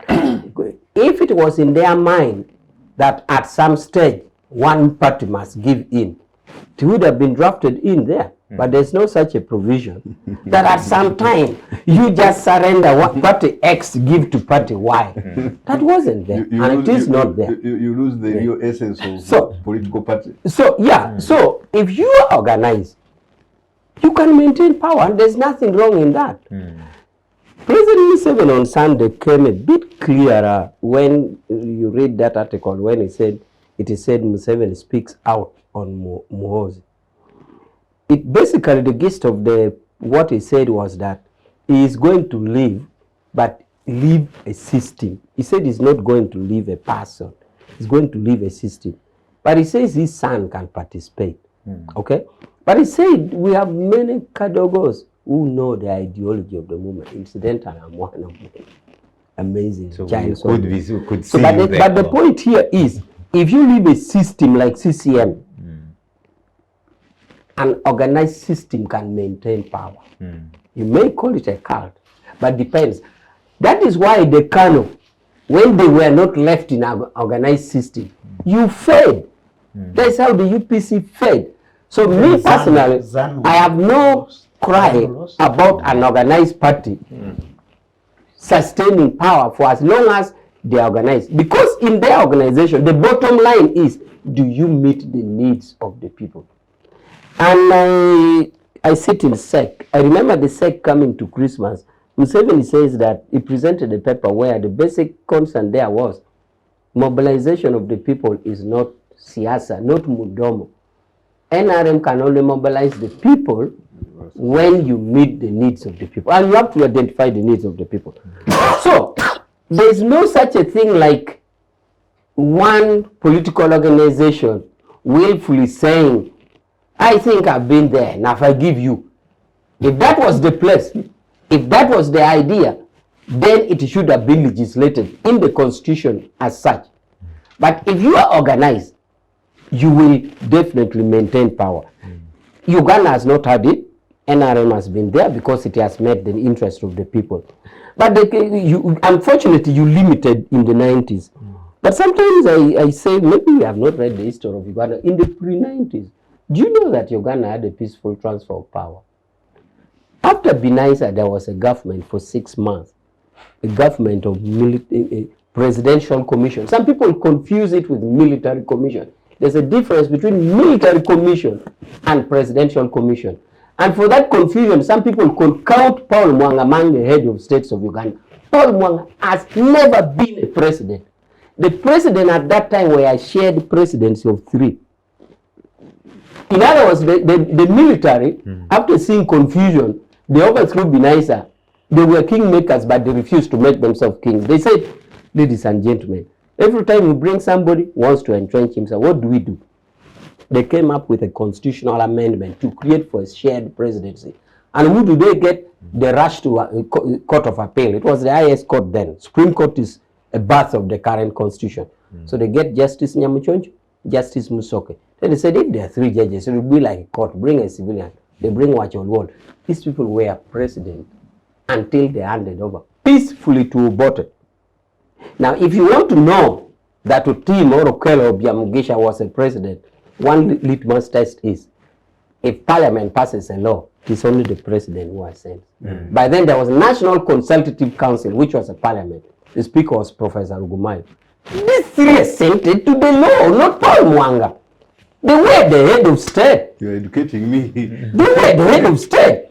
So it seems we read our history half-half, but we have had a peaceful transfer of power. But all the same, your cutoff was the 90s. So, Kenya has had their bit of history. And part of it could have been in the best interest of Kenya, but also part of it is for the poor organization of their political organizations. Nyerere gave birth to CCM at a time Kanu was being born. Nyerere organized his, and that's what President Museveni is saying. Me, Museveni, I'm not organizing a person. I want a system. And he even added to say, I've seen these political other parties, they are not organized, they don't appeal to me. So, I'm not really, like Doctor is saying, is praying to God to see a change. In fact, for me, I'm praying that we have that strong organized movement so that we meet the needs of the people, and Doctor never sees a change where NRM loses. It's just about the needs of the people. I'm actually not talking about NRM losing. Yes. I'm talking about a situation where we don't see turmoil It's a different strategy. as power is being Handed over sought. to Changes So how do you frame your prayer now? So my How do prayer you is frame your that prayer? my prayer actually contains what you're saying also. My prayer is that Mzee lives up to his promise of a greater country that looks forward into That is all our vision. and that it can either hand over power through a Fine, system, like I've said, it can hand over to Abbas, or where the contenders win, he also hands over power. Now, to on them, the issue of term and the limit, country moves forward. on the issue of term limit is that, you see, a constitution, like any piece of law, is not hard and frozen. Laws are made to address specific conditions of the time. Personally, and I don't think NRM is so hard and frozen that there must not be term limit. If the demands so demand, it can be done. And there are already procedural aspects of amendment. And that's why there are those procedural amendments in the Constitution. The only thing is, we follow the procedure. At what time do we identify? I think there is a procedure of how you can introduce an amendment. There's a procedure to introduce an amendment. And you introduce it to the people and let the people accept it. So, on the issue of term limit, if somebody was praying on that, I'm very flexible. And I think the party is flexible. As long as we some follow. information, Yes. Pollar. When we went consulting the people about lifting age limits, I mean, if a person is 18 years and votes, therefore they should also be voted. They should be given an opportunity to be voted for any position they want. And that's what we did, a change in the Constitution. As a compromise with the people, they said, no problem, but put term limits back in the Constitution, such that a person, whether old or young, they can stay for 2 terms, and then they can give way for another one too. But you know, when we adopted the report on the floor of the House, and it had other connotations, then it was challenged in court. The ruling was that whatever was put in the report, that was not part of the initial motion of lifting the age limit was null and void. You can imagine how courts operate. Because we went to the public to consult. When you go to consult, you give them, and they also give you. So what they gave us was supposed to be carried in the report. Really. So they said, no, whatever you put in that does not concern the original motion of lifting the age limit, it was null and void. So that means you have to go back. That means you go back and reframe, and then go back to the I'm not a lawyer, but the basics of I pick as I grow. Yes. I think the judges were right. Because you consulted over and above. If one consult on a specific issue, why did you add? But I know why. Because this is where philosopher leaders are born, and where they position themselves. You can see the trickery in the consultation, because these guys wanted their main thing. And so they tricked the younger ones, and they consented, well aware that the other one would be kicked out. You can even arrange it together with the court petition. So these people should not be intellectually dishonest. This is true. I can organize to go and consult, but at the same time organize a court petition to challenge one of the components that I'm bringing in. I can go against the gay people, for example. Parliament votes, but when the quorum is not there, then I say, oh, because of this, because I don't want to put myself in dishonesty. As I wind up, I wanted to re-emphasize that laws and the Constitution being a grand norm is a law in itself, but the supreme law is that it's not planted on hard and frozen ground. It can be amended as long as we follow the procedures. So, like in all provisions, and provisions that are stated and by strict way of amendment is all stated in there. So that is my comment on age limit or term limit, whatever it is, areas of amendment. But also, in summary, my point is that the level of, there is no provision for one party to hand over power to another. Two, the level of longevity in power of a political organization depends on how you are organized. If you're poorly organized like Kano, you die. If you organize like CCN, you stay. Our prayer is, we still have the old man. He should sit down and put that system so that we are strong and we are organized and we stay for long. You see, before you go, what's a political party? A political party is a group of people organized with one objective, to capture power. No party captures power to hand over. It captures or to keep. So the strategy of the party to keep power changes from one party to another. The NRM strategy has been to keep the Ronaldo, the one scoring goals, as leading the team. CCM says, let's keep changing the scorers, the leaders, such that we widen the scope. NRM says, this man is scoring high, he's even very popular. Let's keep him and keep NRM around. I am happy has now said, no, we are going to create a system. Which system now breeds more people who can be magnetic to the people's interests. As you mobilize them, you know where they are focused.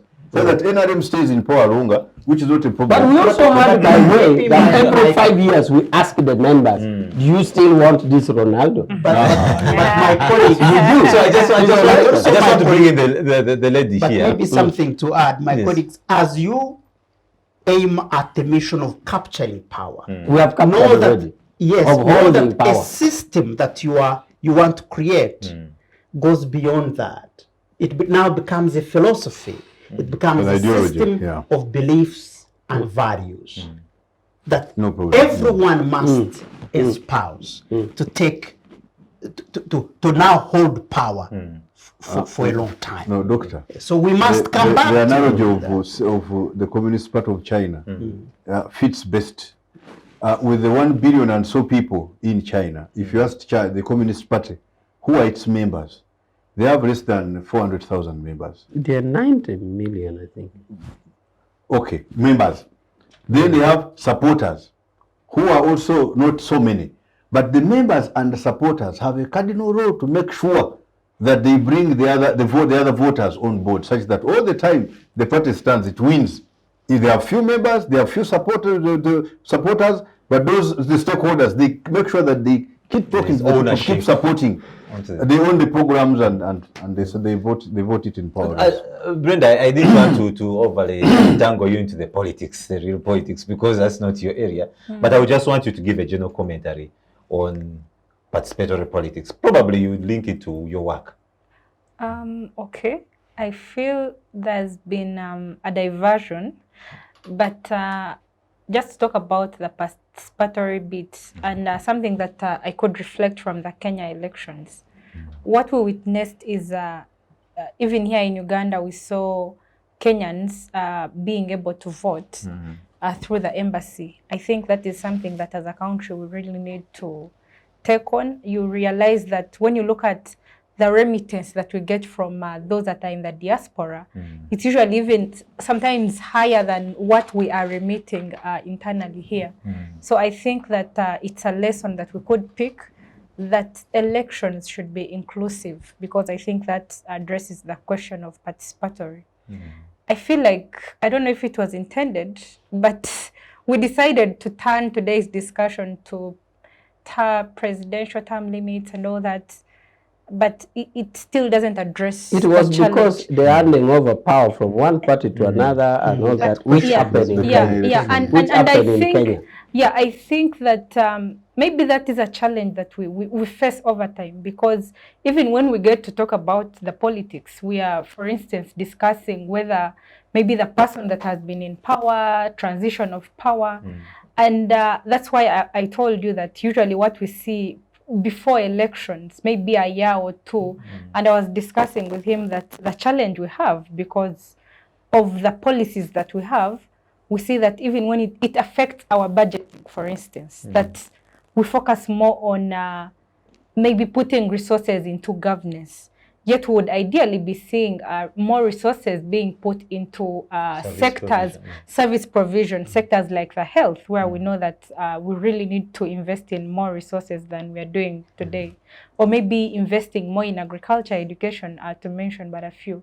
So I think that politics has kind of like brainwashed us, that even when we have like a swearing in today, we are already thinking and planning for the next election.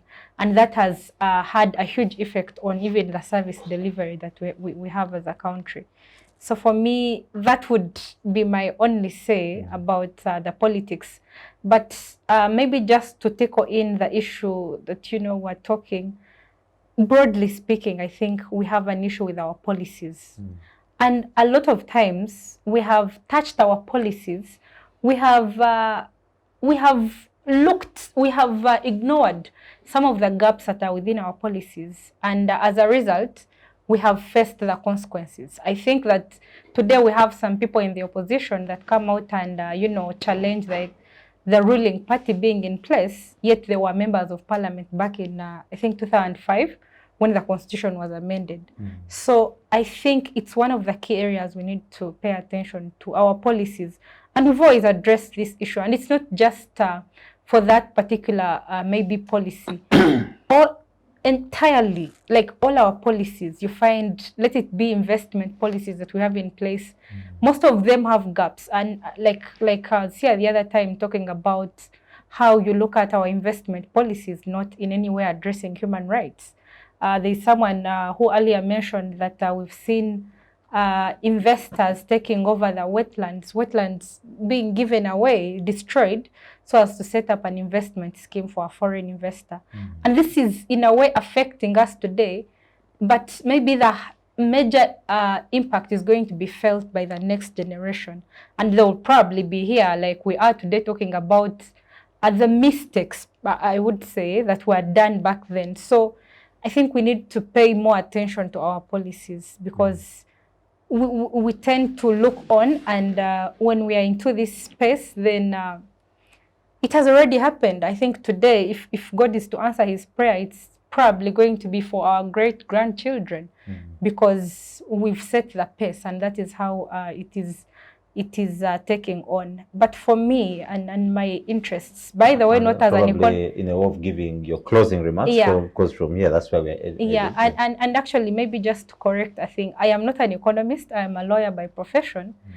I just find myself speaking more about having more interest in economics. Not economics, but having interest in the livelihoods of the people. So I think that we need to look at politics and election, but most importantly, we need to look at the livelihoods of the people, because even the politicians come to tell us that they intend to change the livelihoods of the people. So in whatever discussion it is, we need to prioritize the people, the citizens, and I think if we put that first, then it even affects the kind of politics that we have. And finally, to bring back this whole topic of Kenya, and for us as Ugandans being interested, looking at the fact that we are into the regional integration because of the EAC, I think that there are a lot of lessons that we need to learn from Kenya, most of which we've mentioned. And maybe God can be able to answer doctor's prayer, and probably some of us would be able to benefit from it. But many philosopher leaders of equivalent of Museveni were guided by God to do that. Exactly. He will have to do the same Exactly. thing. So we have a lot of interest just looking at Kenya's economy and how it is really progressing. And I think that there's a lot of lessons we need to learn beyond the elections that they have today, but how they've been able to run their economy. Because today, when you look at the entire EAC, I think they're the only country that have been able to attain the middle income status, except ourselves who, claim to be there. But I think if we pick all those lessons, then maybe we could also see some change in the near future about the entire landscape of what is actually happening in Uganda. But most importantly, what is affecting the Muntu the common person, Just a follow-up. I know I'll get the close. I just want to follow up on a comment about investment in governance or in politics, what he calls politics vis-a-vis service provision. I think this is formed by either our historical perspective or some other desires. For example, you wouldn't have, if you didn't have that atmosphere to give services, it would be nothing. So you need to maintain peace and stability. And that's why there's such kind of investment. We can give examples. We had situations in Rwanda where there was genocide. Would you give service? We had situations like Somalia. Would you give service? Or even in Uganda in 1986, before NRM came, where Natete was for another force, Makerere was for another army, this one, it wouldn't give service. So that is what that informs the decision for more investment in security or other governance system. But of course, we shall scale down. As Uganda or even African countries, we haven't reached a situation like other countries. Do you know that Italy can run as a government for even a year or two without political leadership per se? The system is in place, and you take like 2 years without the government. We can't have it here. If you do it, then even you won't have that chance to provide that service you are talking about, including the roads. So I think we see it in perspective, both in our historical terms and even our current state of development. You would definitely have anarchy. And once you have anarchy, then you won't even build the roads, you won't even have the schools, you won't even have the hospitals. That is what you appear like so much investment in governance or so much investment in security vis-a-vis. So it is really properly thought out. Yeah. I just wanted but that also, follow-up. just as also, I want to disagree. yes, as your closing remarks also on the future of politics in East Africa and our country. Yeah. I want to hear the disagreement first. No, you take so that it does the same as he also concludes. I'm sure everyone will have to take it. Okay, my disagreement is here. I love the way we admire those institutionalized countries where you can even take so long without hearing about the president, knowing about your leader, your MP, because the system is moving. we can move to scale down the parliament to a reasonable number, pay them well, but let them work well. We can scale down on the councillors, the councils, pay them well, and they work well. We can scale down on the, for example, I used to be RDC in Serere in 2012-13 onwards. There was RDC, there was COW, there was LC5 chairman, there was DISO, there was deputy DISO, there was ETC. We are many government functionaries there doing, we are not doing the same work, but it is similar. If we take a decision, we can cut down. Say in the district, we can have maybe the COW and the RDC, and so it's good to allow people participate in the governance, but we could scale down a little such that we reduce the spending on the governance, and then we can put more money in service service delivery. I can understand where we are coming from. Every district has a woman MP. Today, if the NRM says no more women MPs, people will be like, hey, now you produce the child and you have shot the same child. Okay, but we need a new thinking. For example, if we had one person representing the whole district, is it fair? Can they carry the ideas of the people to the parliament? Such that we try to trim the parliament to the reasonable size. Of course, this cannot be done by the parliament itself. They can't choose to reduce the members of parliament, but I think the NRM SEC can sit and strategically think and say, maybe over time, we can think about it. Yeah, actually, I take it not as a disagreement. I agree with you instead. I agree with you. And then we just want final remarks now, because our time is fast spent. First of all, I agree with him, because much as I recognize the need for spending in governance and security, I also know that the amount should be discussed, and he has put it. That's okay. But I just wanted to say what informs that expenditure, vis-a-vis the history and all that. Now, on conclusion, my conclusion is that Kenya so far has had a peaceful election. It's good for them, it's good for us. Kenyans, our brothers, is home away from home. We have explained all that connection. So we do pray that it ends well. All is well that ends well. We judge the ending, but you judge the wellness by the ending. Therefore, Ugandans should watch, we should pick all the good aspects from Kenya, and we should discard all the bad aspects that is coming. I wish all the best for the Kenyans. Thank you. Honourable. Good luck for Kenya. We wish you peaceful election. We want the country to remain united. People are hardworking. The economy should continue to boom. It's a test they need to pass, because the election is tight. It is too tight to call. And the test will be after the announcement. What happens? Can we have peace? I saw our people here, Dr. Besigye, Bobby Wine and others, rush into the Kenyan politics. My advice is that it should not just be opportunistic. Oh, Raila is about to win. Then you jump on to make sure that they win with you. No, let's pick some lessons. Raila has been working with every government that has been coming, even when he has been opposition.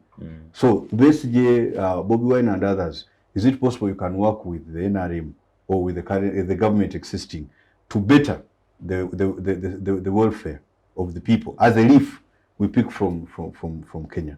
So wish the Kenyans well, wish the Ugandans well, and it's a great discussion to involve in. Thank you very much. And finally, Dr. Before the formation of nation states, government, as an act of philosophy, by the way, there were small communities and with small governments, until a philosopher came and suggested this great idea of a state nation, of a nation state, and governments, and all the sections of it. So we can ably say that the act and the art of government is also an act of philosophy. And it's not absolute. It can be reviewed and re-reviewed, and especially when interests are embedded. And as I watch Kenya, I see them in this art, great disagreement, and then agreement to maintain a nation state and reduce the cost of security and ensure peace embedded in the interests that are being served. I see it, and that way then you reduce the burden of government being the chief whip being the actor in fixing nitty-gritties, to create an environment for everyone to participate and create the peace and security we want, not the peace provided by security agencies. I have seen it happen in Kenya, that now people are willing in this form of government to provide the ultimate security for their nation, not the army men guarding everything. Of course they are there to make sure that whatever comes out, they control it. And so Ugandans should learn from that, and especially those in power, that governments, nation states are a creation of philosophy. And sometimes philosophies change. But whatever it is for the people and their progress. And so an act of ceding, whether you are a super leader or the opposing super leader, of ceding power, whatever power you have, because opposition also has power, is also an act of philosophy in this model. And that way, Article 1 of our Constitution as Uganda will come into force. And the preamble that we wish to sustain in other future formations will guide us into perpetuity. The African people will be safer, and dignity of the African people will be a reality, not just the club talk. Thank you very much. That is a very powerful ending. And Very philosophical. yeah, thank you very much, my dear panelists, for joining us today on this episode on a Friday this afternoon, as we are warming up to what happens next in Kenya. We hope for the best for our brothers and sisters there, but also for the entire region. And Fande, thank you very much for always being with us. Honourable Abbas, it's always a pleasure to have you here. You always give us time. Dr. Deus, you're almost becoming a regular panelist. I'm almost Thanks for inviting me. signing you on. And finally, Brenda, this being your second time, we appreciate your time. And to our crew out behind there on the cameras, thank you very much for always being spot on and bringing us these episodes and this broadcast of the chat show. And thank you very much, dear viewers. The conversation is still ongoing on chat show UG, the hashtag, and the Civic Space TV hashtag on Twitter, but also on YouTube and Facebook. The conversation is ongoing. Place your comments, be part of the conversation, and let's see what happens in the region. May God bless Uganda.